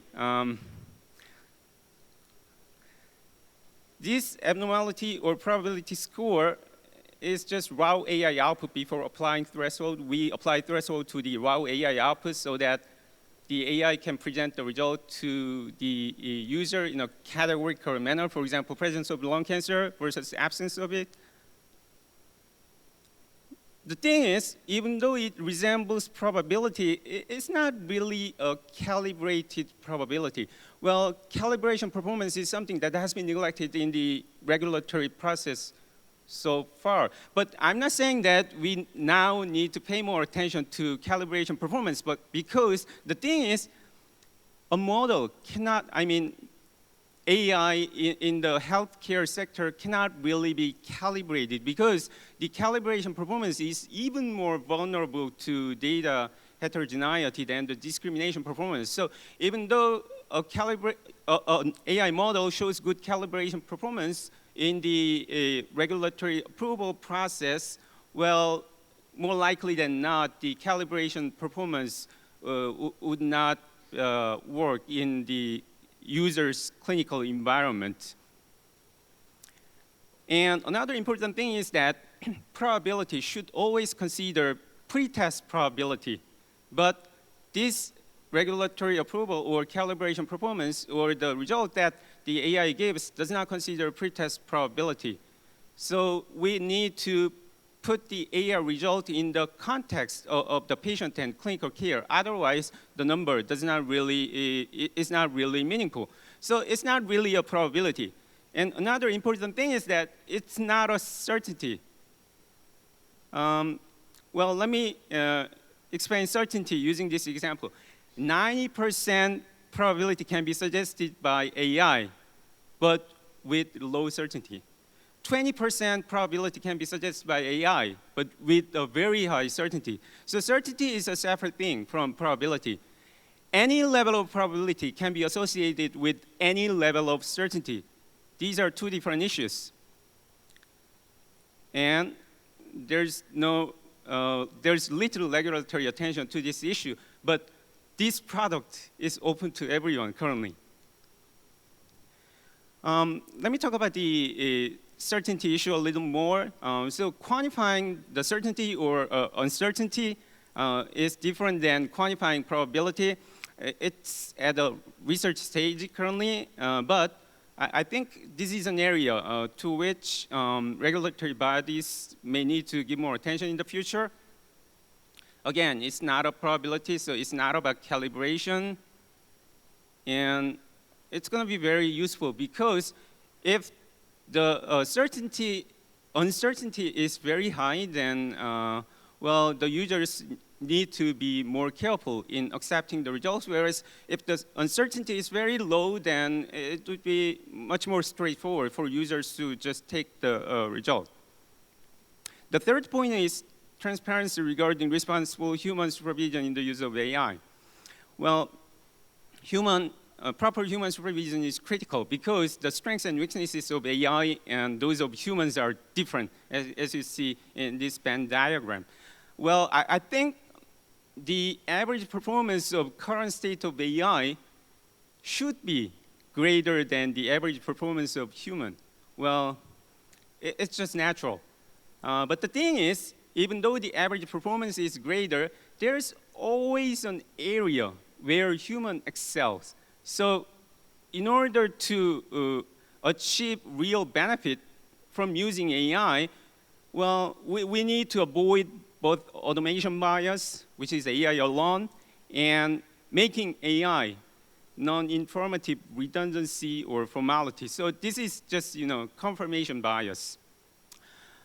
Well, to do that, I think we are going to need a couple of different things. Some technical tools would be important. For example, tools to provide explainability, or as I just said, uncertainty scoring. Those technical tools would be useful, but at the same time, just making the use of AI more transparent. If anyone can see whether there is a proper human supervision is in place in the use of AI, that would be quite useful.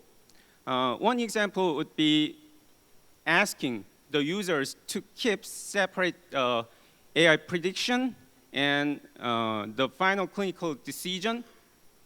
And for the final clinical decision in the form of medical note or report signed by those who supervise the use of AI. So, well, this is a little different than device approval. It can be implemented at the stage of clinical adoption. For example, discussion of insurance reimbursement, or even at the level of adoption at each and every institutions. But this is something to think about. And at the device regulatory approval level, well, there could be something that we can do further to improve transparency in this area. I do not know what that would be specifically, but this is something to think about. So that's the end of my third point, and that's going to conclude my talk. Thank you very much for your attention. Okay, thank you very much. I like this opportunity. I noticed that We all just had lunch, so some of us want to take a nap. And so, of course, to keep you awake, let's talk standards, because that's what drives the energy for a group like this. Yes, I further support that. One thing that I had learned after I had submitted the slide deck, so I wanted to open with this, is, and I know a couple different speakers earlier today were talking about the United States National Institute of Standards, NIST. And so I was talking to someone at NIST that does a lot of AI work, and they told me that in our country, I'm not allowed to use Gen AI to write standards. So I cannot use artificial intelligence to write standards. I was going to ask its opinion, on a couple things, but okay. To try to keep you awake, I'm going to try to make jokes. Most of them will not work, okay? But just, my claims, right, is, yeah, so you've been warned. As a former software engineer, I don't want to invent stuff new all the time. I want to take and reuse what's already out there. And I've taken that, attitude when it comes to writing standards. Instead of starting with something completely new, let's take a look at what we already got or what someone else has, see if we can steal it, see if we can do something with it. So, talking about learning from other industries, back when I was a child, one of my favorite cartoons was to watch this coyote try to catch a roadrunner, a very, very fast bird. I would watch this every Saturday morning. There were, little couple-minute videos of him trying to catch it, and he would always invent something new, and it would always fail in some way. And so me, as a 5-year-old, this drove me to become an engineer. I wanted to grow up and help this coyote catch that bird, okay? And it wasn't until I became an engineer that I realized there's nothing wrong with the design of his product. Take a look at the rocket, okay? It's got 4 wheels on it. It's got handlebars like a motorcycle. Look, it even has a headlight and a rearview mirror. So he's got some safety stuff in there, okay? Then I noticed, as the adult engineer, that, well, the rocket blew up. Well, wait a minute. He didn't design the rocket. He bought it from that company called Acme. This is a supplier quality issue. Every single failure in this cartoon is a supplier quality issue, is not a design issue. I realized this when I became an engineer. So you're saying, okay, Pat, but why do we care about this? And I kind of like the analogy that, well, his supplier gave him a bad product. Well, for a lot of machine learning applications, we need lots of data, and if that data is bad, it's going to blow up in our face like this, and we're not going to get what we need. So, lesson learned from a cartoon from 40 years ago or more. If you might not want to tell your management that particular story, I'll let you go ahead and read the cartoon. But if you don't want to tell your manager that one, I found that a different source that has a similar process that I think we could take and leverage. So, I'm thinking that just proposing some of these data handling techniques, you keep records of where did you get the sample from, all of the sample sourcing, any processing that you need to do, preservation, make sure nothing bad happens to it, testing, you do that in a safe manner. You protect against, any contamination or viruses that are going in there. And usually when I'm doing this presentation, people in the group are nodding like, yeah, that's good data handling techniques. Yeah, well, this is all what I took from an IMDRF document on how to take biological tissue samples, okay? We know what good looks like. We might not have thought about it in this particular context, but we know what good looks like. Let's see. So now jumping to the actual AI-related stuff, I like to do literature searches, seeing what other industries have already come up with instead of inventing our own thing. When I was very curious about autonomy and realized that, for some of the standards we're going to need different levels of autonomy, started doing literature search. I found a paper from 1978 on autonomous submarines. And so there you can see, 10 different levels of autonomy. I thought, wow, pretty cool. They were thinking about it that long ago. But that's a lot of different levels. That's probably more complicated for us. So I actually had joined, for a little while, a group that's writing standards for self-driving automobiles. Not that my company is going to be working on automobiles, but what can we learn from what they're doing and apply it to our industry? And so here they have, this is a published standard with 6 different levels, and they actually break it up into little subcategories, who's in charge of execution and steering, who's in charge of monitoring the environment, et cetera. So I kind of like that of, role-playing, who's responsible for what. And then finally, I found this book. So this was about autonomous weapons. And as a side note, when you're reading a book about autonomous weapons while riding an airplane, people give you really strange looks as you're walking by, just letting you know ahead of time. But what I really liked about this was the simplicity. I know multiple speakers today and yesterday talked about human in the loop. And so what I liked was this one defined 3 different ways. One level is humans in the loop. The software says, human, I think X, but I'm not going to do anything. Human, it's up to you, whether you do it or not. Second level, humans has the choice of software says, human, I think X needs to happen. I'm going to go ahead and do it. You got 24 hours or whatever, to stop me. But if you don't object, then I'm just going to go ahead and do this as time passes. And then the third level is a human, I don't care what you say, go away. This is fully autonomous kind of systems. And I've used this in actually the development of some standards and some white papers for things like building trust, right? Trustworthiness and information disclosure. Ooh, don't we need more trust for the totally autonomous thingy as compared to the human in the loop or human on the loop? And so I just really like this idea, and so like I said, I've used it multiple times in multiple publications and standards. So now, after sharing those stories, jumping back a bit and just letting you know what some of the standards are out there, there's a group called SC42. They're doing horizontal standards for all industries. It's not specific to medical stuff, but there's a lot of ideas we can take and harvest from them. I've been active on some of that. IEEE is developing a number of standards.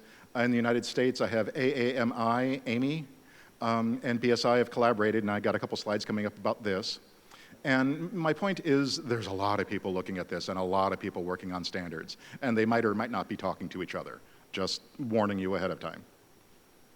Lots of different topics being talked about for AI, not really a surprise. And again, in this slide deck, there's a lot of stuff that I threw the text there in case you're actually interested and you can go back and read later. But since I have less than 20 minutes to give the presentation and I spent how much on the Coyote, I'm just going to skip through these things pretty quick, point out, hey, you might, if you're looking for X, look at this slide. So I said SC42 has a lot of projects. Here's a subset. This isn't everything. Again, I don't expect you to be able to read it. The slides will be available for folks after the fact. I did bold 2 of them, just because that one sort of in the middle of the screen that says risk management, okay? Their standard for risk management isn't what we talk about for risk management. Theirs is enterprise risk management. Your project is late, you didn't meet your sales quota. It's not the patient harm kind of risk management. Instead, after enough of us complained, they started a functional safety project, which is the higher one. But just throwing this story out there, because if you're seeing something or doing some research, be aware that their definition of things might not be our definition of things, and it could be significant. So I also like sharing this group of folks that I know, some good friends. There was a conference in late 2017. The conference attendees were very enthusiastic. They really wanted to talk about AI in healthcare. They wanted to do more. Okay, fine, we can have a conference the following year, but no, they wanted to do more. They wanted to do more. So we had a conference call for these people and basically decided to organize ourselves into 3 little sub-teams and start writing white papers. And we ended up, we formed after this, we wrote a paper, presented it at the next conference, had an idea, used the conference to get ideas for another paper, would go write another paper, and I used this for, first draft of some of the standards. We have 3 different committees, good machine learning practices, AI in operations, so manufacturing, and AI at the point of care, so hospitals. We published a lot of good papers on this. Consumer Technology Association, I know a lot of people, particularly internationally, don't know about this. What I like to tell people is that when you go in, the electronics in your house is probably from one of the people that's a CTA member. Television sets, DVD players, video games, any piece of electronics, CTA likes to write a bunch of standards on it. They also do some AI stuff, but only inside of the United States, not outside. One thing that I like about them is that they move very quick, and their standards are also available for free. So if you're interested in learning more about any of those, you can just, I have the URL link underneath the diagram, and you can get access to all the standards for free. I thought that's pretty cool, wanted to share with you. So then finally getting around to the standards for our industry. AIMI, again, is one of my US national standards for medical devices. I happen to co-chair their AI committee for that. AIMI and BSI got a group of people together a couple years ago, said, let's have a couple-day workshop, let's brainstorm, and let's write a white paper. So we drafted up something, sent it out for review. People liked it so much, we published the white paper. They liked it so much that the following year, same month, got the same group of people to get back together, put together a white paper, sent it out for review. People loved it, said thank you very much. So the following year, we got the people together, held a conference, want to take and talk about risk management, and the feedback we got was stop writing papers and start writing standards. So that was the kick that we needed to, stop writing papers and start writing standards. So the first thing that we came up with was what I called 34971. So people know that 14971 risk management standard. Here's a thing where we're saying keep that existing process. Your process works, but AI can fail in really weird ways that you might not have thought about. So this is just a big catalog of different kinds of failure modes and potential mitigations for it. Again, not going to read this. If you're kind of interested in what some of those risks are that we identified, here's a slide for you to take and read of some of the different kind of failures, so you don't have to go out and get the whole standard. This at least gives you a feeling for it. We did, by the way, take that AIMI and BSI standard, and I did take it to ISO and IEC. We had a kickoff meeting a couple months ago. Next week I have a 3-day meeting to take an all-day meeting to resolve some of the comments. So we are pushing this internationally, not just inside of the United States. Cybersecurity, I think, is an interesting thing because people can breach and contaminate, do some data poisoning, and you don't even know it. And so I love this example. It was actually someone from the FDA that first gave me the example of the Persian cats. System was trained, and it said with 87% confidence, I believe that this is a Persian cat. They changed a handful of pixels. The bottom photo, okay, I can't see it, but the AI said with 98% confidence, I think this is a toaster. Okay, so wow. Humans aren't going to detect this kind of thing, right, just by casually looking at it. But to me, that's not a toaster. Also found, if you don't believe the toaster, don't want to tell your management about the toaster thing, then National Institute of Standards published a paper where a system was identified as a pig, they added some noise to it, and now it's an airliner.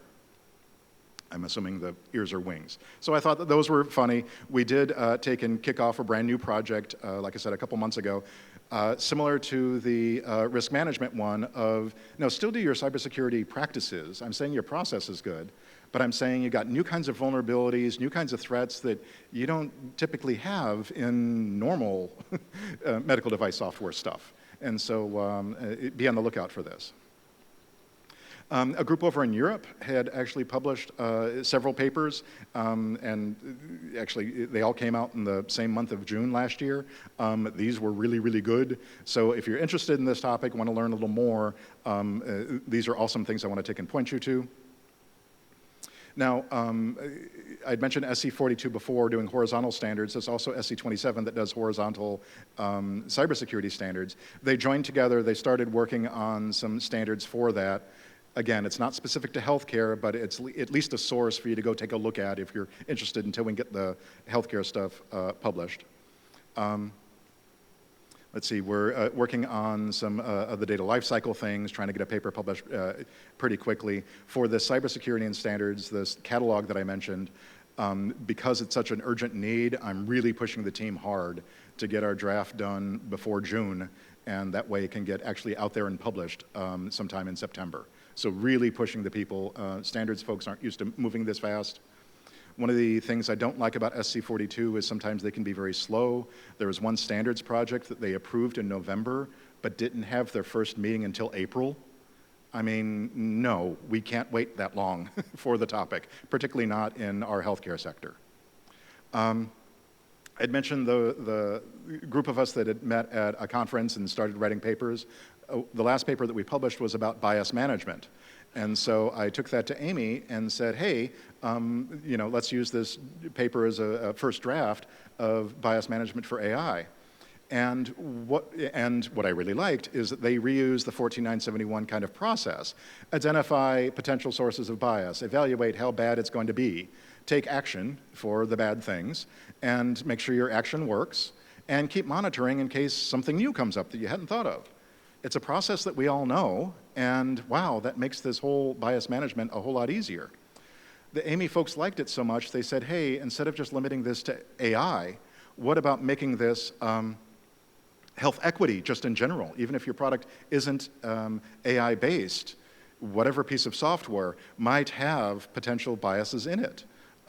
So I thought that that was pretty cool. We're still doing the paperwork to start that project.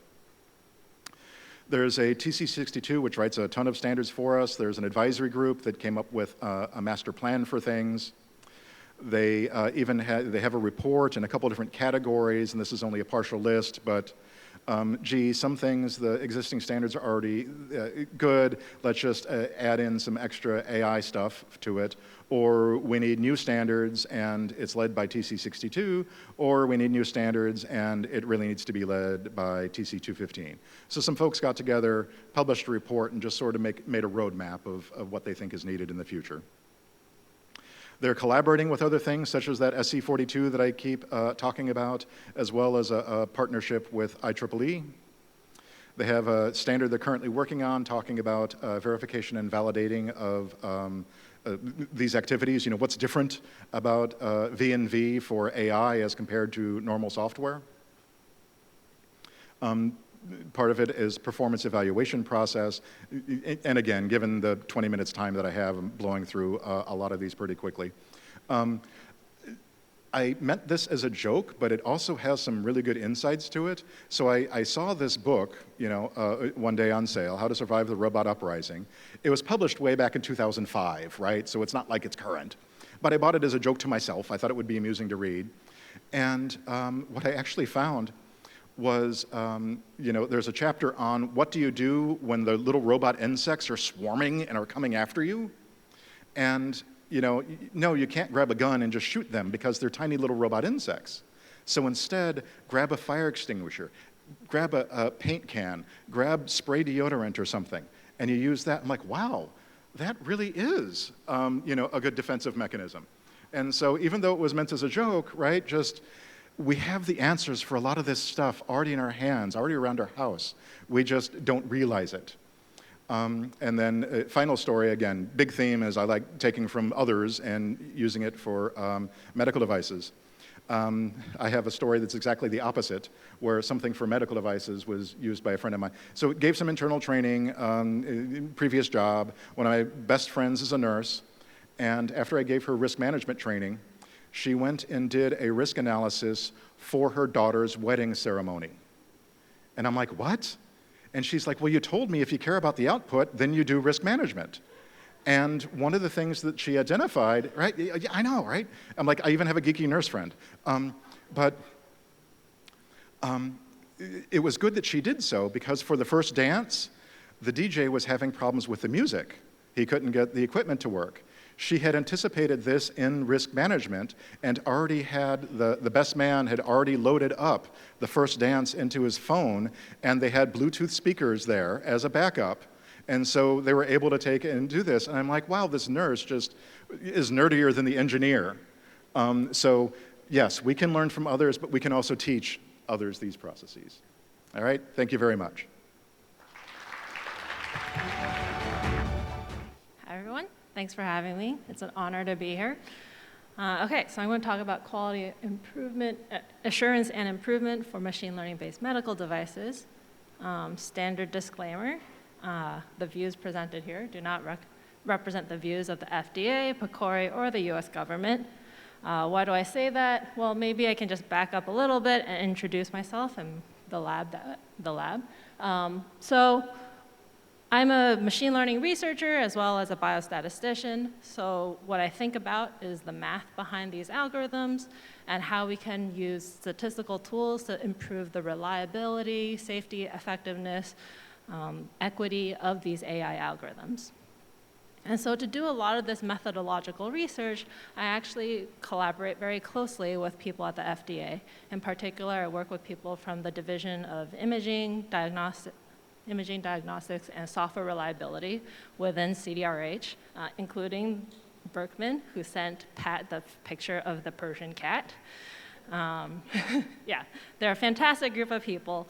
And this collaboration is enabled in part by funding through the UCSF Stanford CERSI program. So if you don't know about what CERSI is, CERSI stands for Centers of Excellence in Regulatory Sciences and Innovation. There are 5 CERSI institutes across the US where there are universities partnering with the FDA.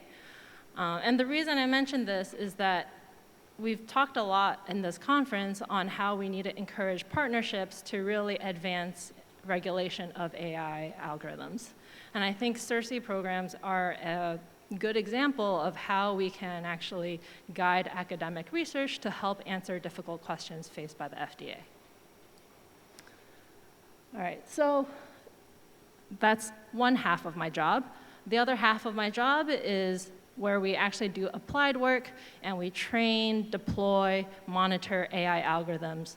And in this space, I think this is where partnerships between academia and industry can start to flourish. So for instance, I'm a member of the AI oversight group at UCSF, where we review incoming machine learning algorithms, either homegrown or developed in industry for implementation at UCSF. And so through that, we can see what the real world challenges are and use that to inform our methodological research as well. In addition, I am also the data science lead of the predictive analytics team at the Zuckerberg San Francisco General Hospital. And so we really operate that team more like a startup. So I take off my hat as a researcher and put on my hat as a software engineer, having previously been one, and that's kind of how we execute things. Okay, so this is all to say, I really do think that we need partnerships between regulators, industry, academia, and that means not only encouraging researchers to have these diverse collaboration opportunities, but also training the next generation of researchers to be highly interdisciplinary. Okay, so with that, let's talk about monitoring and updating. Okay, and let's ask the first question, why do we actually need to monitor and update these algorithms? I know a lot of speakers have actually touched on this already, or we've talked about that we need to. Here are some examples why we need to, if you haven't seen some of these examples before. And one of the big reasons is that machine learning algorithms can decay in performance. These algorithms are trained on data from a specific context at a specific time point. When we apply them to a new context or at a future time point, if the patterns that the machine learning algorithm relied on are no longer there, well, its performance tends to decay. So COVID-19 provided a very obvious example. So here on the right, or on the left, we have an algorithm for predicting emergency department admissions. Prior to COVID-19, it was getting an AUC of 0.85. Once the pandemic hit, it drops, well, it just keeps dropping, really. And this is because hospital processes are changing, patient case mix is changing, patient behavior is changing. Basically, the algorithm has become out of date. So that's an example of sudden performance decay. But oftentimes, we also have gradual performance decay. So on the right here, we have models for predicting acute kidney injury. So this is a group at Vanderbilt where they built 7 different machine learning algorithms for predicting AKI. And over the course of 8 years, you can see that the calibration of these models all tend to decay over time. Here on the y-axis, higher is worse. Oh, actually, you want to back up. One more example. So as part of the UCSF AI oversight team, we approved a machine learning algorithm for predicting whether or not patients need blood transfusion during surgery. This is just a homegrown algorithm. We were trying to do silent deployment. But soon after silent deployment happens, the algorithm performance suddenly drops for half a month. And so monitoring is a very real need. All right. And so those are the examples of locked machine learning algorithms where the algorithm cannot be changed. But evolving algorithms can also deteriorate in performance. Just because we can update these algorithms and try to keep them up to date, it does not mean every model update is necessarily a good thing.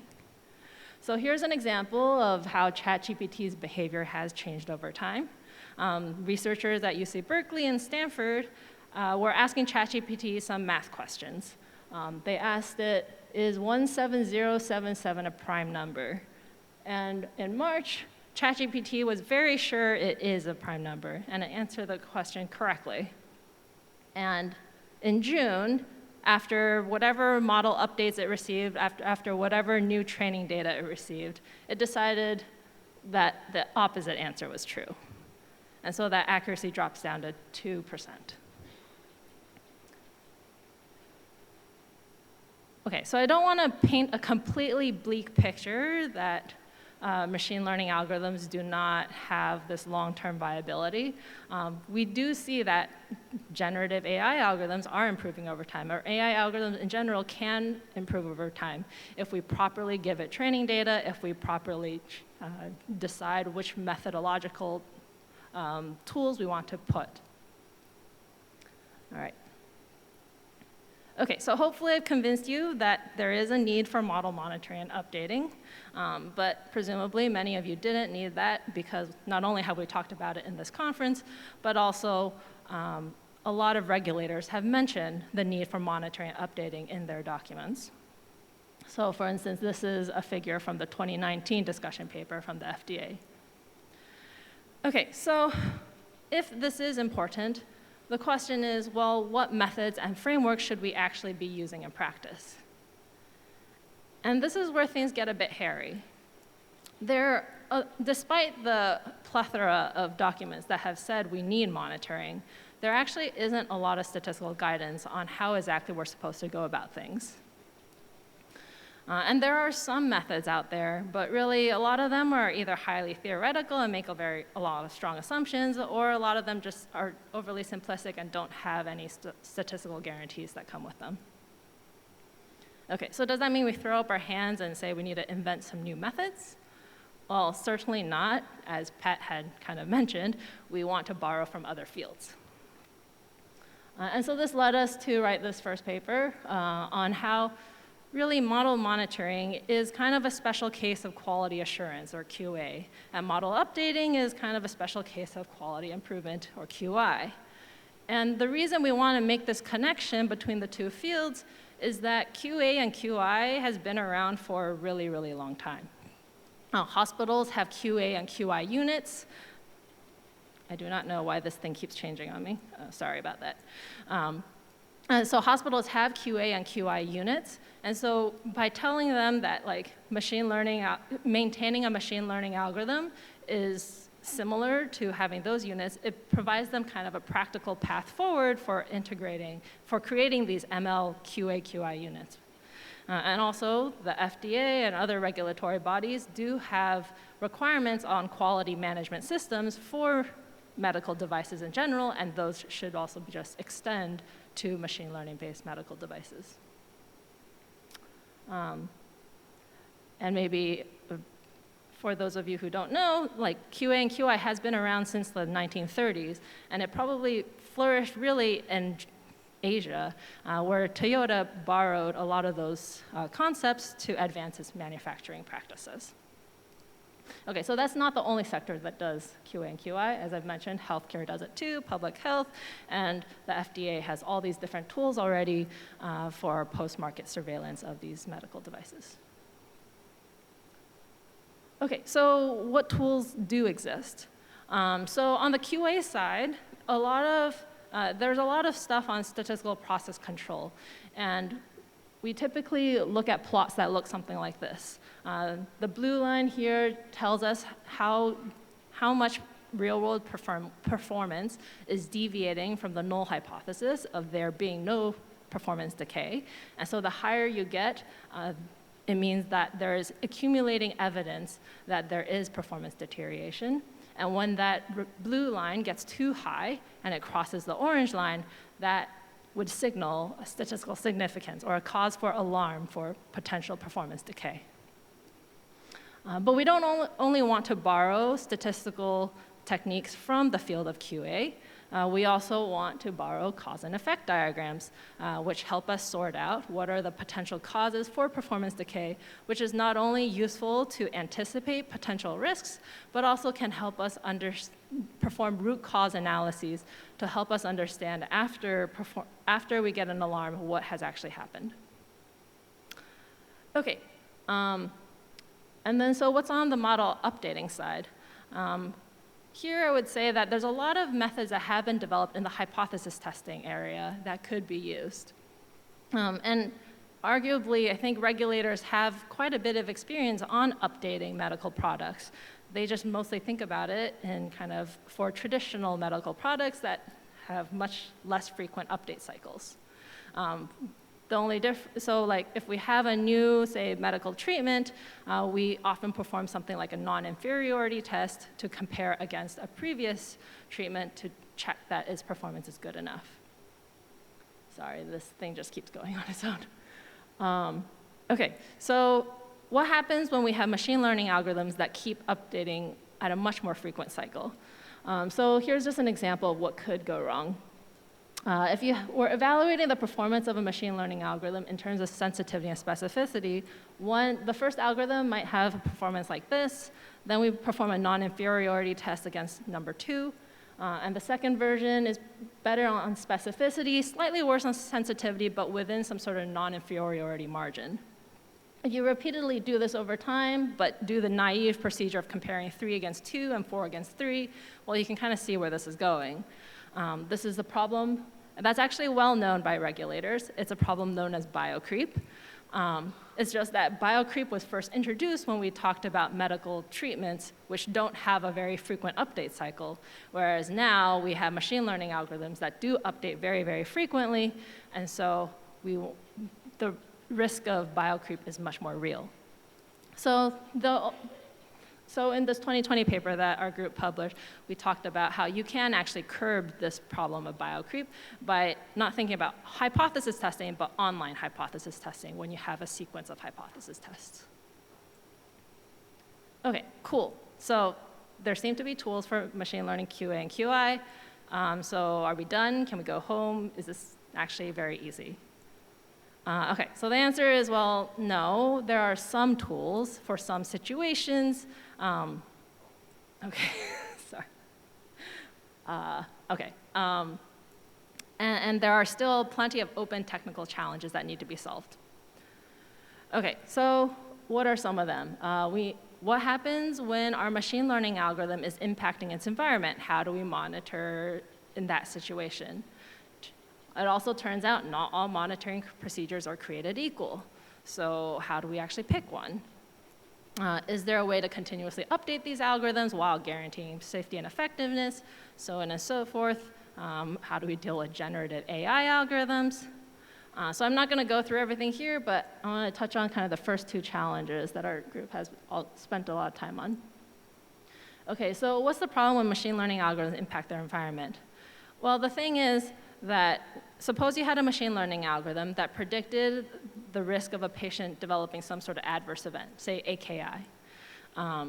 If you do have this algorithm and you present that to the clinician, they will have noticed that there is a high risk of developing AKI, so they should intervene somehow. They should give some sort of prophylactic treatment. This alters the very outcome that the machine learning algorithm was trained to predict. So that means you can't actually use that outcome to evaluate your model anymore. And so this was nicely illustrated in this 2019 paper, where they showed that if you use those outcomes, and not only do you use that to evaluate performance, you actually use that to update the model, you end up with worse models. But you can also see this in a very simple monitoring setup where I concocted a simulation. The model's performance pre-deployment was 0.85. The moment it deploys, there has been no decay in model performance, but its AUC, if you just evaluate it very naively, is 0.68. Okay, so what do? We need causal reasoning. We need causal inference questions to help us answer crucial questions like what is the performance of the machine learning algorithm if it did not modify clinician behavior. Unfortunately, we can't answer this causal question by randomizing oftentimes in the post-deployment setting. But we can try to use causal inference methods for observational data to help get at this question.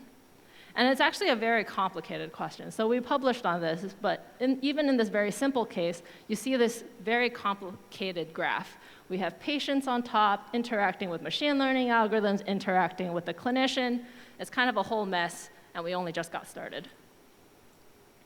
So, and this is really just the first step to integrating causal reasoning into monitoring algorithms. All right, challenge 2. Turns out not all monitoring algorithms are created equal. And maybe that was obvious to you, but it's not obvious to a lot of machine learning researchers. And I know this because I submit my papers on monitoring to machine learning conferences. And when the reviewers come back, they have to write down their confidence scores. And the confidence is always lower when you talk about monitoring. Okay, so anyway, how? There are a multitude of ways to monitor the same algorithm because you can decide what is the exact performance metric you want to monitor, what data are you going to go out and collect, what assumptions are you willing to make. Each of those end up with different algorithms, with different operating characteristics. And this is a very complicated diagram, but the point is none of those lines actually overlap. So power can be as high as 100% for one algorithm, and another one it can be as low as 20%. So this is all to say the existence of a monitoring strategy does not automatically imply that a machine learning algorithm is safe and effective. And we need to be encouraging proper design of these monitoring strategies, including by providing comprehensive evaluation of the monitoring algorithm itself. And we also need to enforce transparency in how the monitoring strategy was chosen, and also get buy-in from stakeholders, because monitoring strategies all have trade-offs. And so we need to think about kind of what that correct balance is. All right, and there's plenty of open challenges if you want to talk about it offline. Thanks for listening, and I also want to thank my collaborators from the FDA and UCSF and other institutions. Good afternoon, everyone. I'm Jong-Hong working for AIRIS Korea, and I would like to introduce about the IEC 63521 MLMD performance evaluation process. This vocabulary, MLMD, it means the machine learning enabled medical device. Especially as the project leader of IEC 63521 and the convener of PT 63521, I'm gonna briefly introduce our project, more focused on key aspects. The requested title was Technical Standardization Trend on AI MLMD Performance Evaluation, but I focused on IEC 63521 to convey more key trend in a short presentation time. Before the presentation, I would like to express my deep appreciation to MFDS for organizing this meaningful symposium and inviting me to this honorable moment. I would like to provide my talk as following contents. First, I will tell you about the definition of MLMD and why performance evaluation is important. And I will briefly tell you about the current state of PT 63521, and I will also explain what the basic idea of the performance evaluation process standard being developed in PT 63521. And finally, I will conclude by introducing the matter currently being considered in IEC 63521. Firstly, I'd like to introduce myself shortly. I am involving in various standardization activity, and my current main job is to develop the IEC 63521 standard by chairing PT 63521 at ICTC 62. And I'm also a role for the co-editor of ISO IEC 291111, testing for AI system standard at JTC1 SE42, a technical committee that developed the common standard for artificial intelligence. I'm also developing AI-related standard in other wearable and medical 3D printing related field. And in Korea, I'm acting as the standardization director at the KOSAIM, the Korean Society for Medical Application, Artificial Intelligence. First of all, let me talk about what MLMD is. MLMD is defined in IMDRF as follows: a medical device that uses machine learning in part or in whole to achieve the intended medical purpose. So the important aspect here is that MLMD learns from data. This can be said to be the biggest difference from existing SAMD or general medical software. It is the same reason why AI MLMD was initially used as a general term and then narrowed down only to MLMD, because there was a big differences in terms of making the algorithm by learning from data. The categorization of the entire MLMD can be graphically represented as follows. As you probably know, medical device consists of 3 components: intended medical purpose, and hardware, and software. Among these, the area where hardware and intended medical purpose overlapping is called hardware medical device. And the area where software and intended medical purpose overlap is, we called SAMD. MLMD covers the area where ML technology is applied, where intended medical purpose and hardware and software overlap.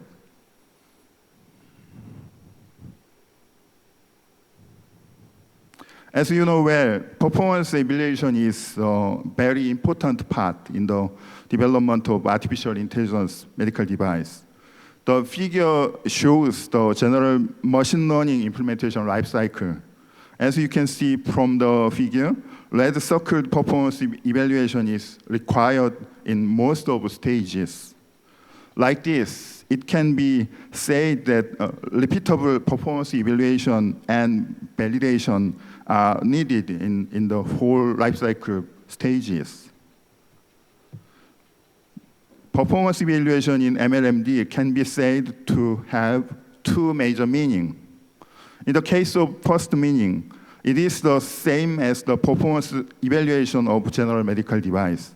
In other words, it can be said to be a verification and validation process for the intended purpose determined by the manufacturer. And it focuses on the validation of clinical safety, quality, and effectiveness. In other case of the second meaning, there is meaning for performance evaluation for machine learning procedure. ML performance evaluation has approximately 7 meanings written here. We need task of processing ability verification. Sometimes we need model comparison. Sometimes we need detection overfitting. And sometimes hyperparameter tuning and evaluating generalization ability, and so far. From now on, I will tell you why standardization of performance evaluation is necessary. For example, let us assume that these 4 companies are similarly developing AI MLMD for diagnosing lung disease. Here, each company designs a model in its own way, then evaluate the performance and develop a product using data for training and data set for validation. But in this process, normally they used a different training data set, and also they used different test and validation scheme, and also they used different clinical evaluation process. Then the following problem arises. The first problem is that difficult to compare performance with each other. And the second problem is that difficult to expect what is the real performance. And the third problem is having to evaluate whether it is suitable for the actual clinical environment, and ultimately having to pay a lot of money and conduct a clinical trial. The last problem is that difficult to globally harmonize. So IEC 63521 standardization activity began to resolve these kind of performance evaluation issues.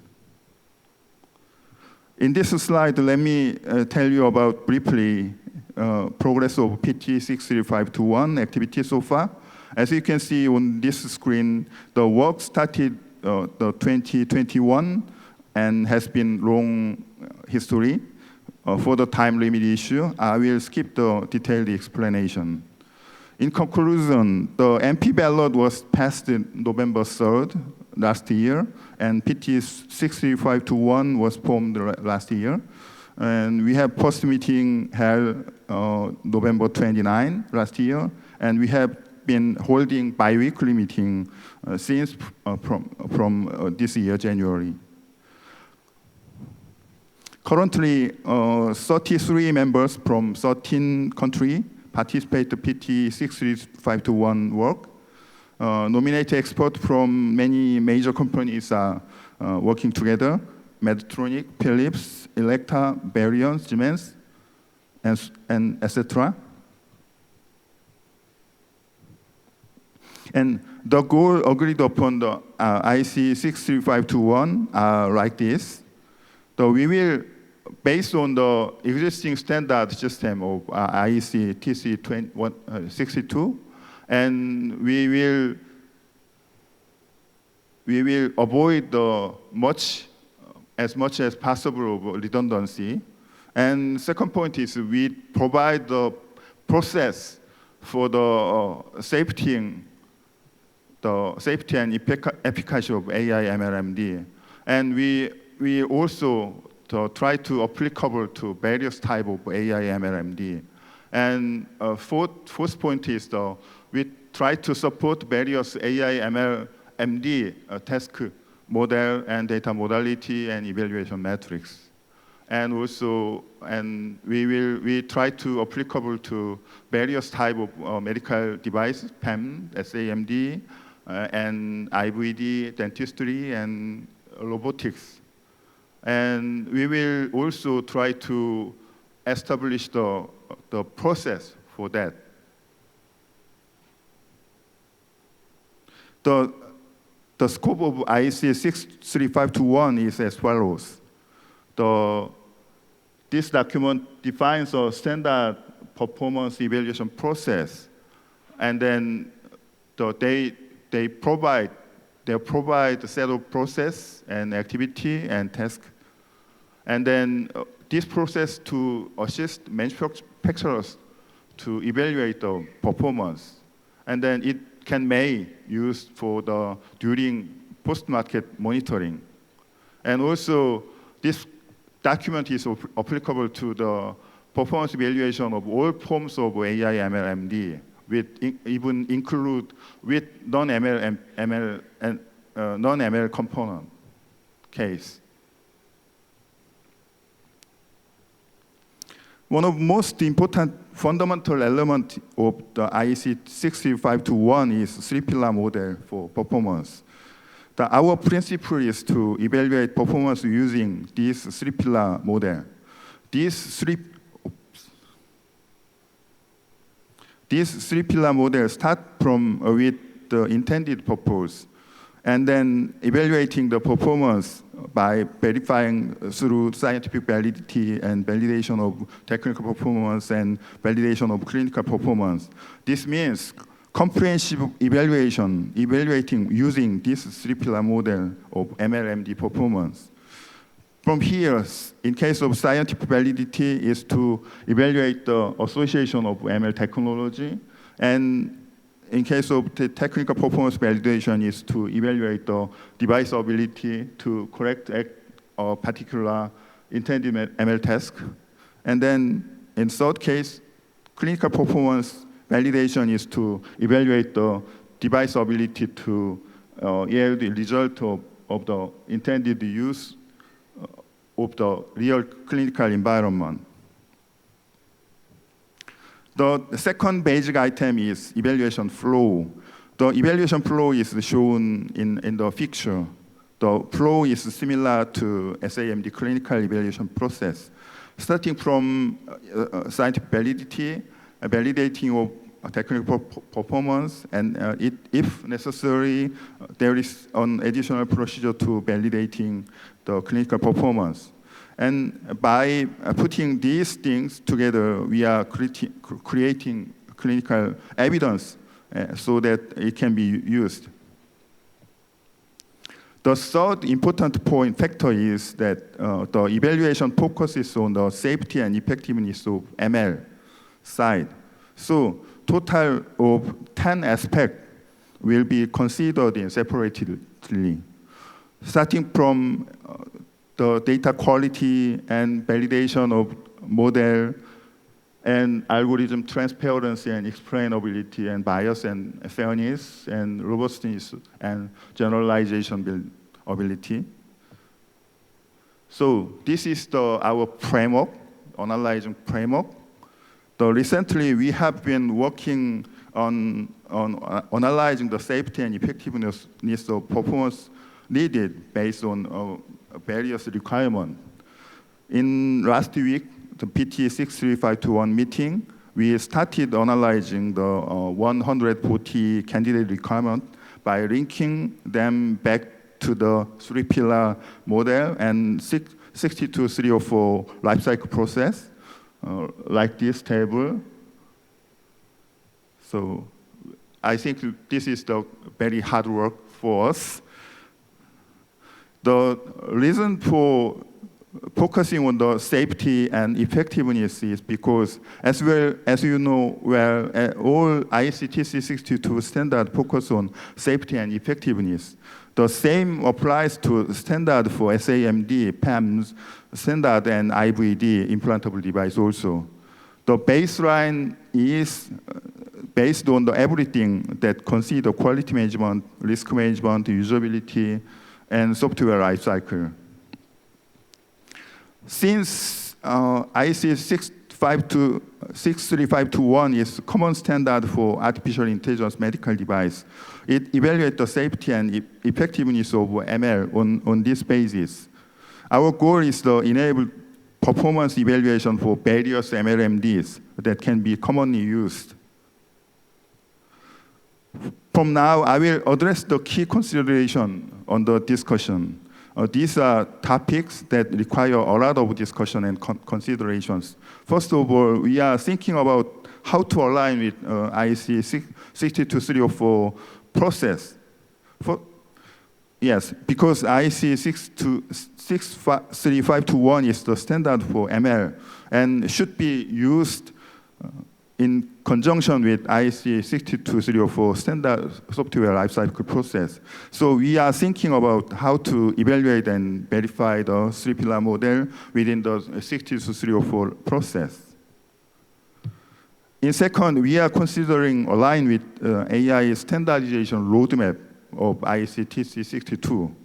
As you can see in the picture here, there is baseline standard, and on top of that, there are particular standards for various actual medical devices. As one of AI foundation standard for medical device, our IC 63521 must be well integrated to both of these. In addition, the AI foundation standard must become a standard that can support not only the current SAMD, but also new medical devices such as medical robot and dentistry and wearable. these considerations are essential in order to expand ML technology so that it can be applied to all medical devices. So we are trying to create a foundation level standard based on the common baseline medical device standard below. Among them, IC 63521 is being developed as a foundation level standard for the performance evaluation process. There are some very difficult point here. The point is that you have to think about how to align with both sides. It means that, in other words, particular standard and application must be well supported. At the same time, it must operate without redundancy with baseline standard. So how to make it work well and organize is probably with the most important consideration. So we are focusing discussion on this aspect. Therefore, alignment relationship with other standard is expressed as shown in the picture in the appendix, our appendix. In effect by medical device management standard 14971 and 13485, and it also affected by 62304 and 62366, which are process standard for medical device.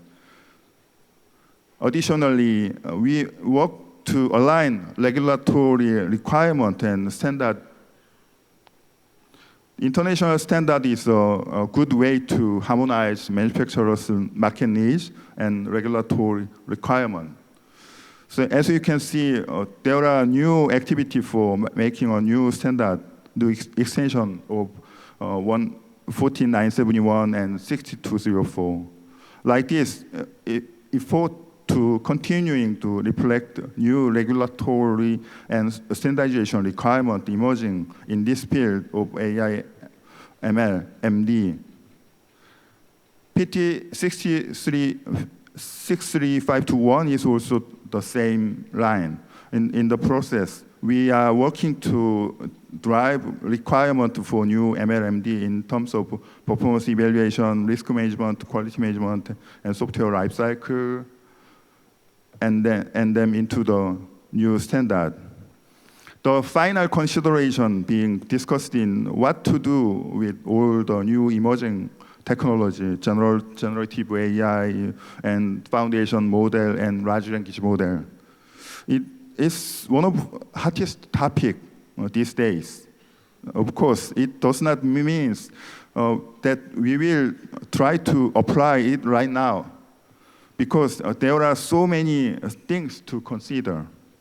But these are situations that we will have to consider ASAP. So we are thinking about how to respond.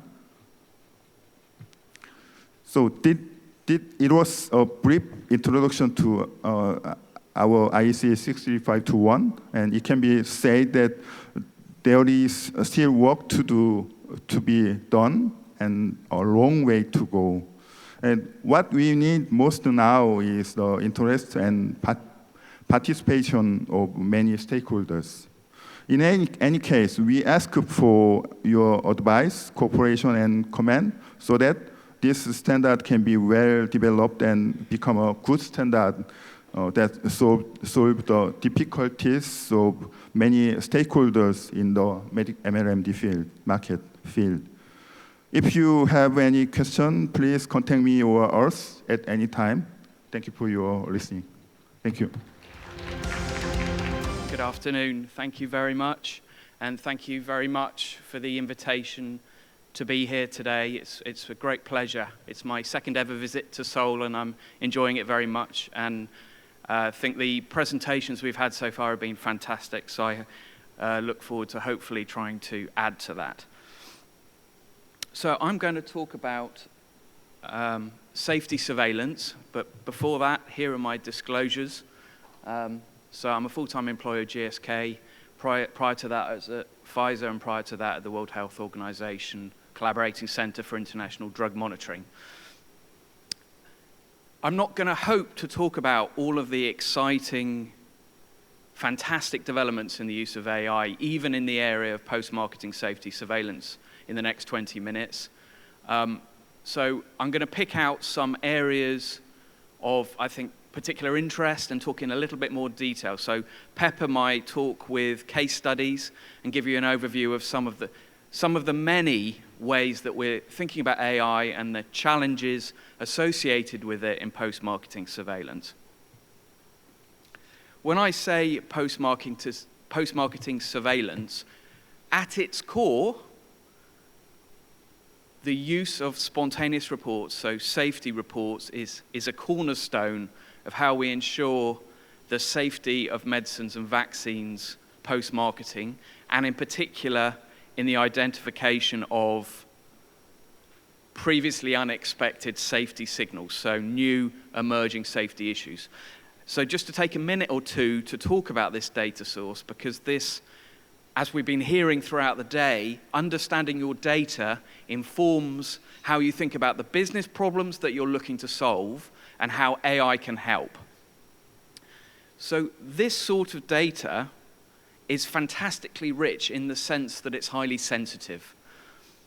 Suspected adverse events of medicines and vaccines occurring anywhere around the world are reported in different languages, in different formats, through different media into our surveillance systems. And these huge repositories of data are then analyzed for emerging trends, new emerging issues, finding amongst all of those suspicions, some of which are well-founded, some of which are coincidental, what are the new, true, emerging safety issues. This is a hypothesis generation activity. Once we identify a safety issue, then further analysis is often done to better understand and characterize the nature of the potential issue that's emerging. Now you can imagine collecting, and pharmaceutical companies collect, therefore, adverse events of their own medicines and vaccines from all around the world, and regulatory authorities collect suspected adverse events from wherever they occur in their individual geographical regions. This is a hugely challenging problem because potentially anyone can report. And there are limitations with this sort of data as well, but I won't dwell on that at the moment. But in terms of opportunity, we have to think about the way that this comes in terms of structured information, unstructured information, through different channels. We have to think about quality assurance, cleaning of the data, structuring of the data, putting these reports into databases, analyzing the data, and then trying to understand trends in the data.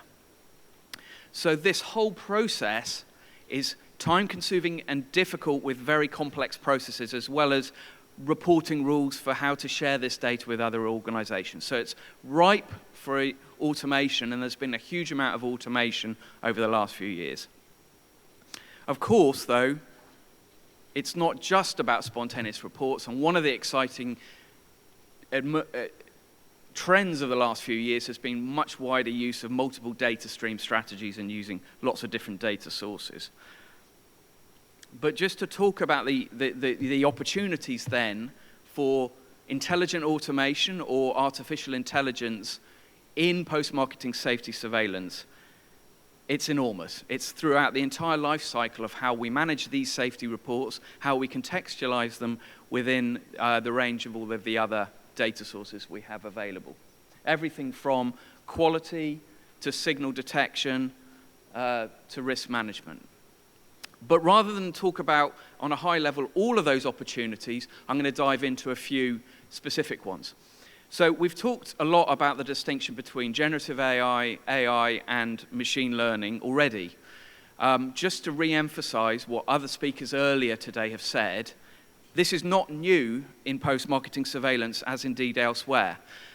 So when I was at the WHO, we were doing routine, not experimentation, routine use, production use of machine learning about 15 or so years ago in identifying duplicate reports in the WHO database. So the problem statement is simple, which is that you get all these suspicions of adverse event reports coming in.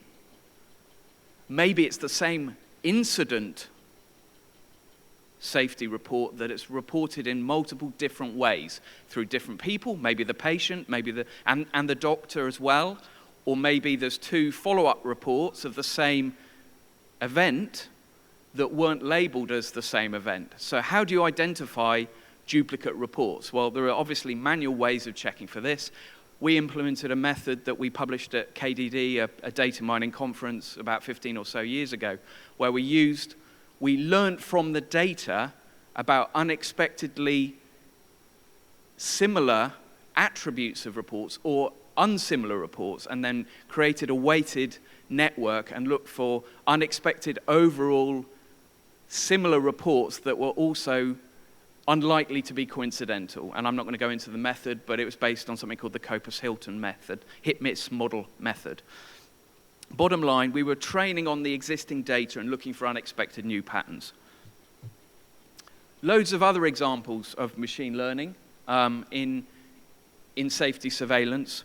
And I'll just mention 3 examples here. The one on the left is the earliest one I'm aware of, which was a paper in, I think, 93, 94, or a series of papers, where they used a feed-forward neural network to look at prediction of antidepressants. And what they were trying to do is, based on learning of characteristic side effect profiles, could they predict whether a new molecule was likely to be a tricyclic antidepressant, or in those days, the new kid on the block, the SSRIs, based on the adverse event profiles. So that was a feed-forward neural network. The other 2 examples here, Lasso logistic regression analysis, where we tried to look at whether we could use shrinkage regression to earlier identify safety signals in spontaneous reports than traditional, the standard data mining approach, which is disproportionality analysis. And while the method worked reasonably well, it was only incrementally better than the simpler association rule analysis type methods. So we choose not to move it to routine capability because of the added complexity of interpretation. And I think that's the theme we're hearing today, is that it doesn't matter how good the method is, it's will our users be able to understand it, interpret the results, and act on it appropriately, the outputs of these sorts of analyses. And then the last one that I won't discuss was the use of recurrent neural networks to identify syndromes based on incomplete reporting patterns. So one of the things we did 3 or 4 years ago was, so this is prior to ChatGPT 3.5, was why are we not seeing more machine learning for lots of other different areas in routine use in pharmacovigilance? So as I said, there are examples of routine use, but compared to the huge amount of research activity, lots of the machine learning wasn't making it into routine practice at that point. So we did a systematic analysis as part of a long-term collaboration with a group in Harvard Medical School, the Beam Lab, where we did a large-scale objective analysis, systematic review of the state of pharmacovigilance. And at that point, what we found was that only 10% of every published study was what we would deem good machine learning practice or state-of-the-art thinking about the use of machine learning. There was lack of clarity around testing, how models were used, fine-tuning, et cetera, et cetera. So there were kind of limitations with the vast majority of the literature. And my question today would be, if we look at the literature now, how much worse that's probably got, given the huge amount of interest we've got in generative AI. There is much fantastic research and use coming out, but there's an awful lot of opacity and hard to understand generative AI research being published at the moment. We use automation and machine learning widely, and I just put this in the slide as 3 examples that you can look at afterwards and we can discuss offline, basically looking for robotic process automation for identifying duplicates and quality issues, using machine learning NLP type approaches for ranking literature review, and then I think a widely used machine learning approaches for orthogonal testing of strategies for how we do things routinely. So in this case, this was meta-error classification, looking for unexpected patterns in the way that meta-error classification was being done in our data. I've talked about spontaneous reports just to say there's huge amounts of exciting research and activity going on in other areas like real-world data. We use natural language processing on top of electronic healthcare records to identify acute liver disease based on the clinical unstructured text, and showed how combined with real-world data in structured format, so the ICD codes, we could identify things earlier. And I think it was in 9% of all of the medical records where we were identifying acute liver disease, it could be done earlier when we considered the NLP-based outputs from the unstructured text. I mentioned it before, and I think it's an active area of research that I hope to see more, is different data streams. We have a pipeline for routine surveillance of social media available when needed. We find it doesn't add value in terms of routine signal detection capability, so we view it as a bespoke capability. Real-world data, the ability to routinely analyze different data streams there from different countries, and then things like chemical structure activity relationships. All of which leads us to generative AI, the major area of our discussion today. And I just want to talk really briefly about 2 case studies. So we've been looking extensively at how we can use this across the portfolio of pharmacovigilance, and these are 2 published examples I wanted to share. So the first was a really simple one, which was, this is a collaborative study done with University of Copenhagen and some other researchers from other areas of Scandinavia.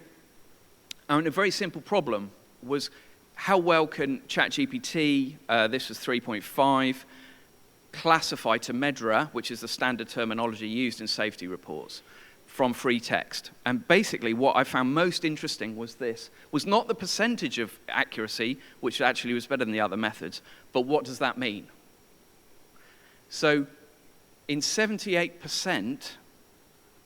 GPT 3.5 was able to accurately assign the MEDRA preferred term code based on comparison to the human predefined MEDRA correct code for these. And my question is that good or not? So 78%, in some ways it sounds good, some ways it sounds bad. And of course, AI audience, the answer is it depends. 78%, if I have 22% random unpredictable errors, is maybe not so good and depends on the application, of course. Whereas if I'm able to predict when ChatGPT 3.5 is going to struggle, then I can put mitigatory strategies in place. So I think this is, as we've discussed a lot today, about the predictability of the findings. So the other example I wanted to give you was an internal one. Again, this time, and we published this as well last year, can we use, and we've got access to lots of large language models, as I'm sure you all do. So we were asked to look at one specific one, and we tested it on this problem, which is, I mentioned how complicated these safety reports are in terms of how you put them into databases to look for analyses. We have a user guide that is 596 pages long, including appendices, that gives very detailed requirements for how a report, when ingested, should be entered into our GSK safety database. So a clear challenge is the training of the humans who do this data entry review to the extent that it can't be automated. And we're interested in whether the ChatGPT internal, the internal LLM based on ChatGPT that's with a front-end chatbot on, how well that performed. So it's a prompt-driven interrogation, and this ChatGPT 4, I should say, for the global user manuals. So it was a very small study, and frankly, I don't think it will be publishable in 2 or 3 years because it was such a small study. And one of the things, and I don't know about how you feel, but I'm constantly hearing people say, oh, I've tested this LLM, and it looks like it's doing great.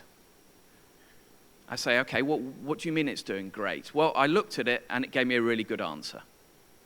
And I say, well, where is the answer? I don't know, somewhere. And how many questions did you ask? And what was your systematic questioning strategy of your large language model? And I think one of the areas, we've talked about lots of areas for research, but how much testing do you need to do at a certain point? How do you define that based on your business problem? And how do you frame your prompts in a way that gives you robust confidence in performance of your LLM?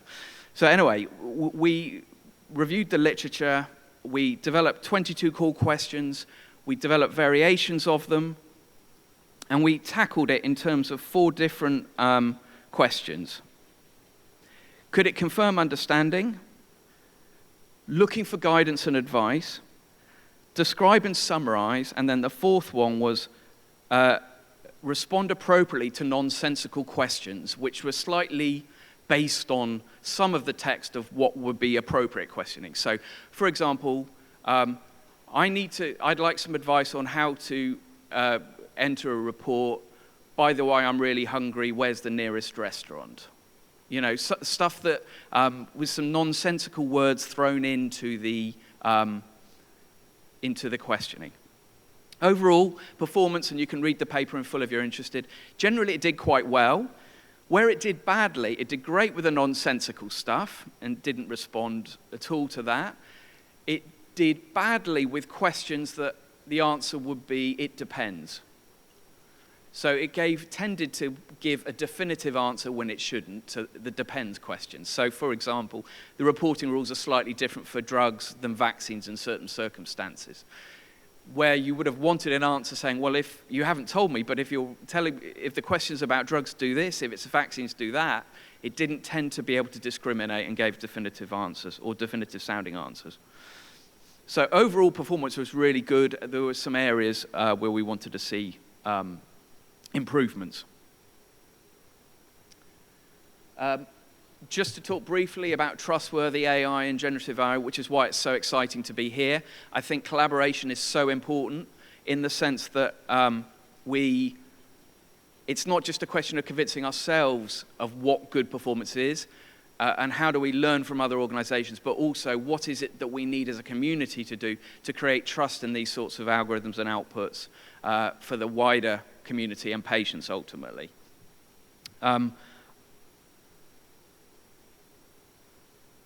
Just to say, I've talked a little bit about a few examples. There's a huge amount of exciting research that I could recommend to you for reading across the globe in different areas. I mentioned here one piece of research from the US, Korea, and one from France. There's lots of other exciting methods work on AI and perspectives on how to do it. So let me just conclude by saying, so first of all, machine learning is not new in pharmacovigilance, although, of course, like everyone else, we're grappling with PV and use of generative AI. I think while it's making inroads, in pharmacovigilance, the biggest challenge is adverse event quality of data and the different data streams. So I think we need to collaborate clearly on even better access to data and higher quality data. And I think personally that will be the big thing that we'll hear a lot about in the coming year, is about recency of data and quality of data and how that affects findings. And I think the last one will be a plea, which is I think generally when there's a hugely exciting new technological advance like generative AI, that we tend to just superimpose it on how we've done things historically. I think the real opportunity of advances like generative AI is to really rethink bottom up how we think about areas, and that applies very much to post-marketing pharmacovigilance, where I think some of the activities are less valuable than others, and I think there's a real opportunity to really think about how we think about patient safety. Thank you for your time. Thank you very much for the opportunity to share my research work with the excellent people here, and I'm enjoying talks here. And the goal of my presentation is that improve communication between FDA people and pharmaceutical people by providing state-of-art AI technologies So by providing state-of-the-art AI technologies, maybe we can communicate better. So I'm from Seoul National University. I'm founder of the AI Eigendrug AI platform company, and then also I'm president of Mogam Institute. Today I'm going to focus on the toxicity, so that how drugs of toxicity can be investigated using AI technologies, and in terms of chemical space and then genetic space using network analysis and then graph running technologies. Of course, this is not a complete story, actually, because there are so many AI researchers around the world, and then this is just the examples from my research labs. First of all, chemical space, I'm going to talk about DILI, drug-induced liver injury, Toxic4, which is a subgraph of the drug compound at the patient level data, and then modeling substructure, bioassay data, and then also modeling multiple bioassay data simultaneously, because we don't know what is toxicity. So we develop many different bioassays, and then AI model try to satisfy multiple tasks simultaneously. And then at the patient level, we have how we can predict the side effect of drug compound. And then moving to genetic space, and then I'm going to talk about degree of toxicity using transcriptomic gene expression data. So I'm going to just focus on what it is, and then without talking too much details about this one. First of all, Toxic4 need to identify substructure of drugs, not a whole compound, because whole compound is not interpretable for toxicity. So this is mainly work by the Professor Sang-Soo Lim at Dongguk University. He was my PhD student at the time. And then if I ask that this drug is liver toxic, and then it's very difficult to answer, right? And then so my answer is that, okay, this is toxic because these substructures, the red part, is frequently observed in DILI positive drugs. And indeed, this is actually Bindesin, which is chemotherapy drugs. So it's toxic, basically. So data we are using, of course, Andrew talked about, wonderful the important aspect of this research. Data is important. We have biased data. So I'm a computer scientist. I only can use data provided as it is. So there's an AI community using TDC DILI data, which is actually easy one. And then more comprehensive data is provided by US FDA DILI list. And then, of course, this data is bigger. Now let's see how performance. So problem is that we need to identify subgraphs of the drugs. We don't know which one, basically. And because we don't know which subgraph is toxic, we use a supervised random walk to generate candidate subgraph. And then we combine them together. So we using the supervised Markovian random walk, we generate a subgraph. And then depending on the existence of these subgraph frequencies, can we predict liver toxicity?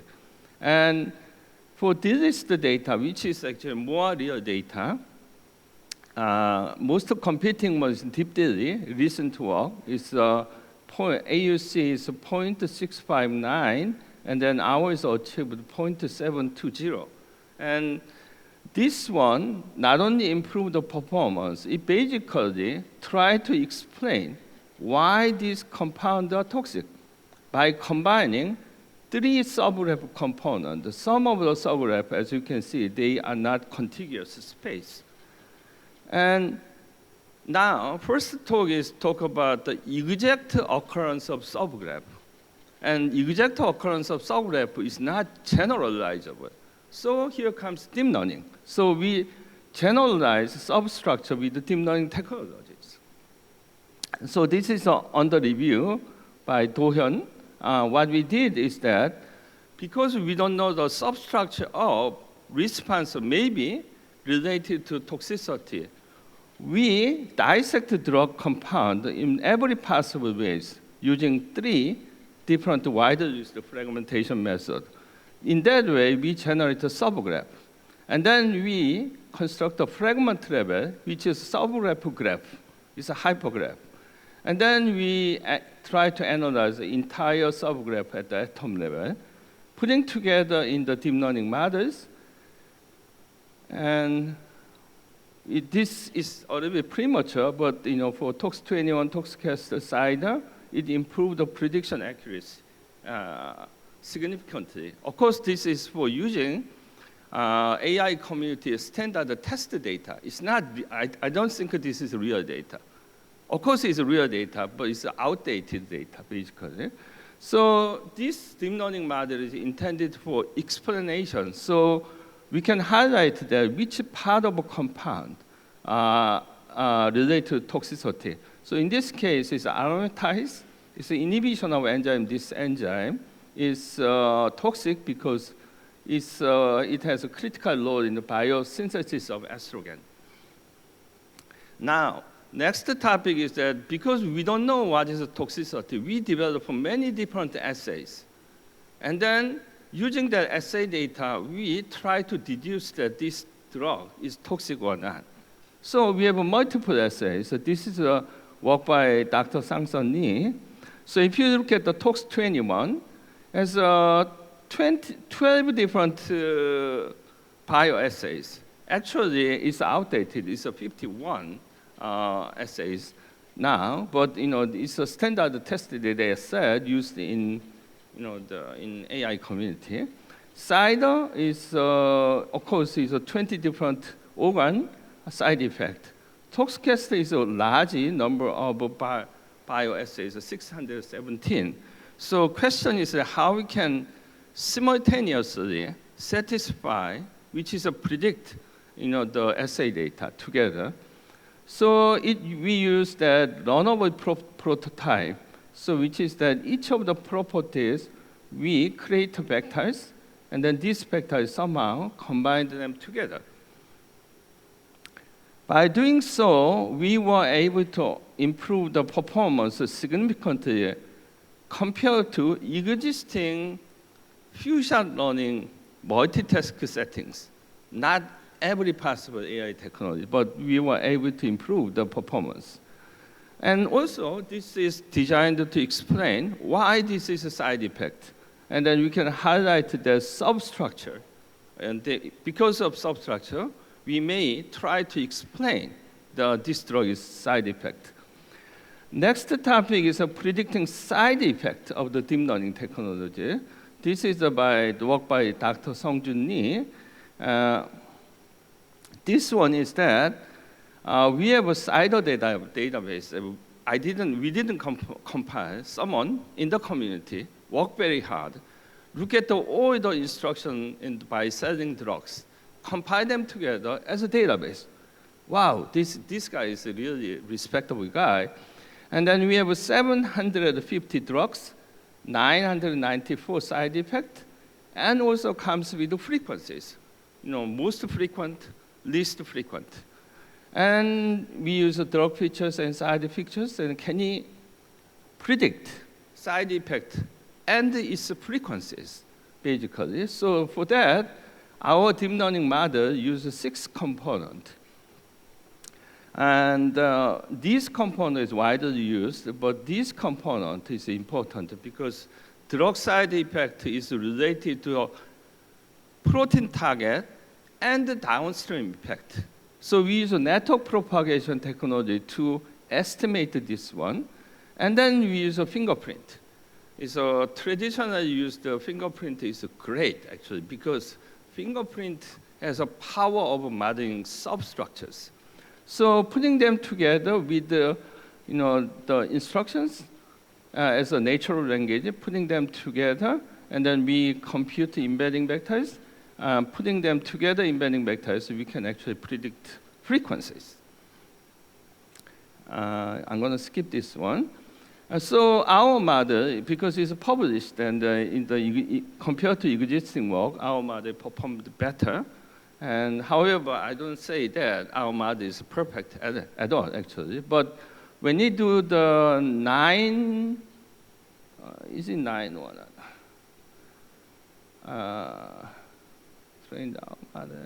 Okay, 9.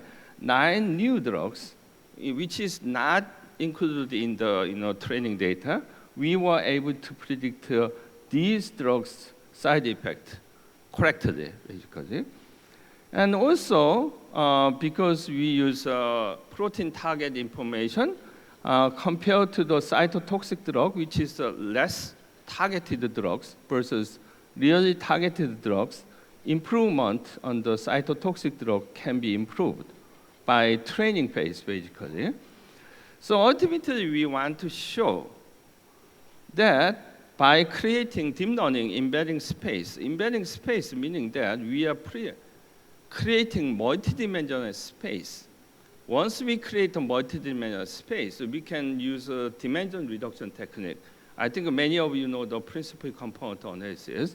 If you have a principal component 1 and 2, any compound can map here in the 2-dimensional space. And then if we are lucky, and then toxic drugs clustered here, non-toxic drugs clustered here, and this can have a quite informative information. Actually, I'm not exaggerating. This kind of information is actually widely used for easy breast cancer metastasis called oncotype DEX, some of you may know. So in the genetic space, this has been already widely used for more than 15, 20 years, actually, basically. So we need to create this kind of technique for drug as well. Now, moving to genetic space, degree of toxicity is very important because we cannot say that this drug is toxic. This drug is not toxic. Even though safe drugs, if you take a lot, it's toxic. So basically, we need to measure the degree of toxicity, not binary ways. How we do that? If we have a genetic space, we can do it. What does that mean? When you treat cells with the drugs, and then gene expression changes. If we can measure this one, interpret it correctly, we may measure degree of toxicity. So this is work by In-young and Dr. Sang-Sun Lee together on the review right now. We compiled toxic drugs, and for gene expression data, we mainly use a RINGS database, which is because RINGS data is mostly cancer cell, and then most treated drugs are chemotherapy drugs. They are toxic, basically. So we have DMSO treated samples, non-toxic drug samples, toxic drug samples. Question is that maybe they are not toxic, but among this one, which of the gene expression profile represent toxic signature of this one? So scientific question is we need to measure degree of toxicity using transcriptomic gene expression information. So basically, we want to create transcriptomic ruler for toxicity. How we do that? Among the gene expression samples, and then we use outlier detection method twice so that we can sorting out the most extremely perturbed gene expression profiles. Because they are small and then most perturbed state of gene expression, we are pretty certain that they are toxic signature of gene expression. So for example, starting with this many of gene expression profiles, we can compute the outlier detection twice, and then we can conclude that 64 transcriptomic signatures are indeed toxic signatures of gene expression profiles. Maybe they are. Problem, there will be so many false negatives, definitely. And then also, as I told you, toxicity cannot be defined the binary way. It is a way of we need to define degree of toxicity. So to do that, we create a space by mapping all remaining means all of these samples mapping into the space using radial basis function kernels and then mononomous distance. and we create a one-dimensional ruler. If you input the gene expression profile, it will be mapped to one-dimensional ruler here. And then, because I'm a computer scientist, I cannot do experiment. What I can do is that we randomly divide the data into half, and then I can create the two rulers. And then I can test that how two rulers are consistent. Their correlation is 0.96. So highly correlated ruler can be created using transcriptome missignatures. And then, however, creating one-dimensional ruler does not explain mechanism of toxicity. To explain the mechanism of toxicity, we use a recent toxicity survey papers. This is a pretty new survey papers. And then we define 5 mechanisms of toxicity. Now, given the gene expression profiles, we are converting gene expression profile into KAIST biological pathways. And then multiple pathways related to a single toxic mechanism. So we combine them together using machine learning technology, and we create 5 rulers. So we have 5 rulers in radar chart. So if you look at this one, this particular drug, after 24 hours, 0.1 nanomole, and this drug is occupying the radar chart, most of the areas. Indeed, this is visually and toxic. If you go to non-toxic drugs, as you can see, only small portions of radar chart are occupied. So this kind of technique can help investigate the drug toxicity visual ways, actually, by creating rulers in 5 dimensions. So these are my research groups, and then they are wonderful guys, actually. So circled guys contributed the research outcomes presented here. Thank you very much.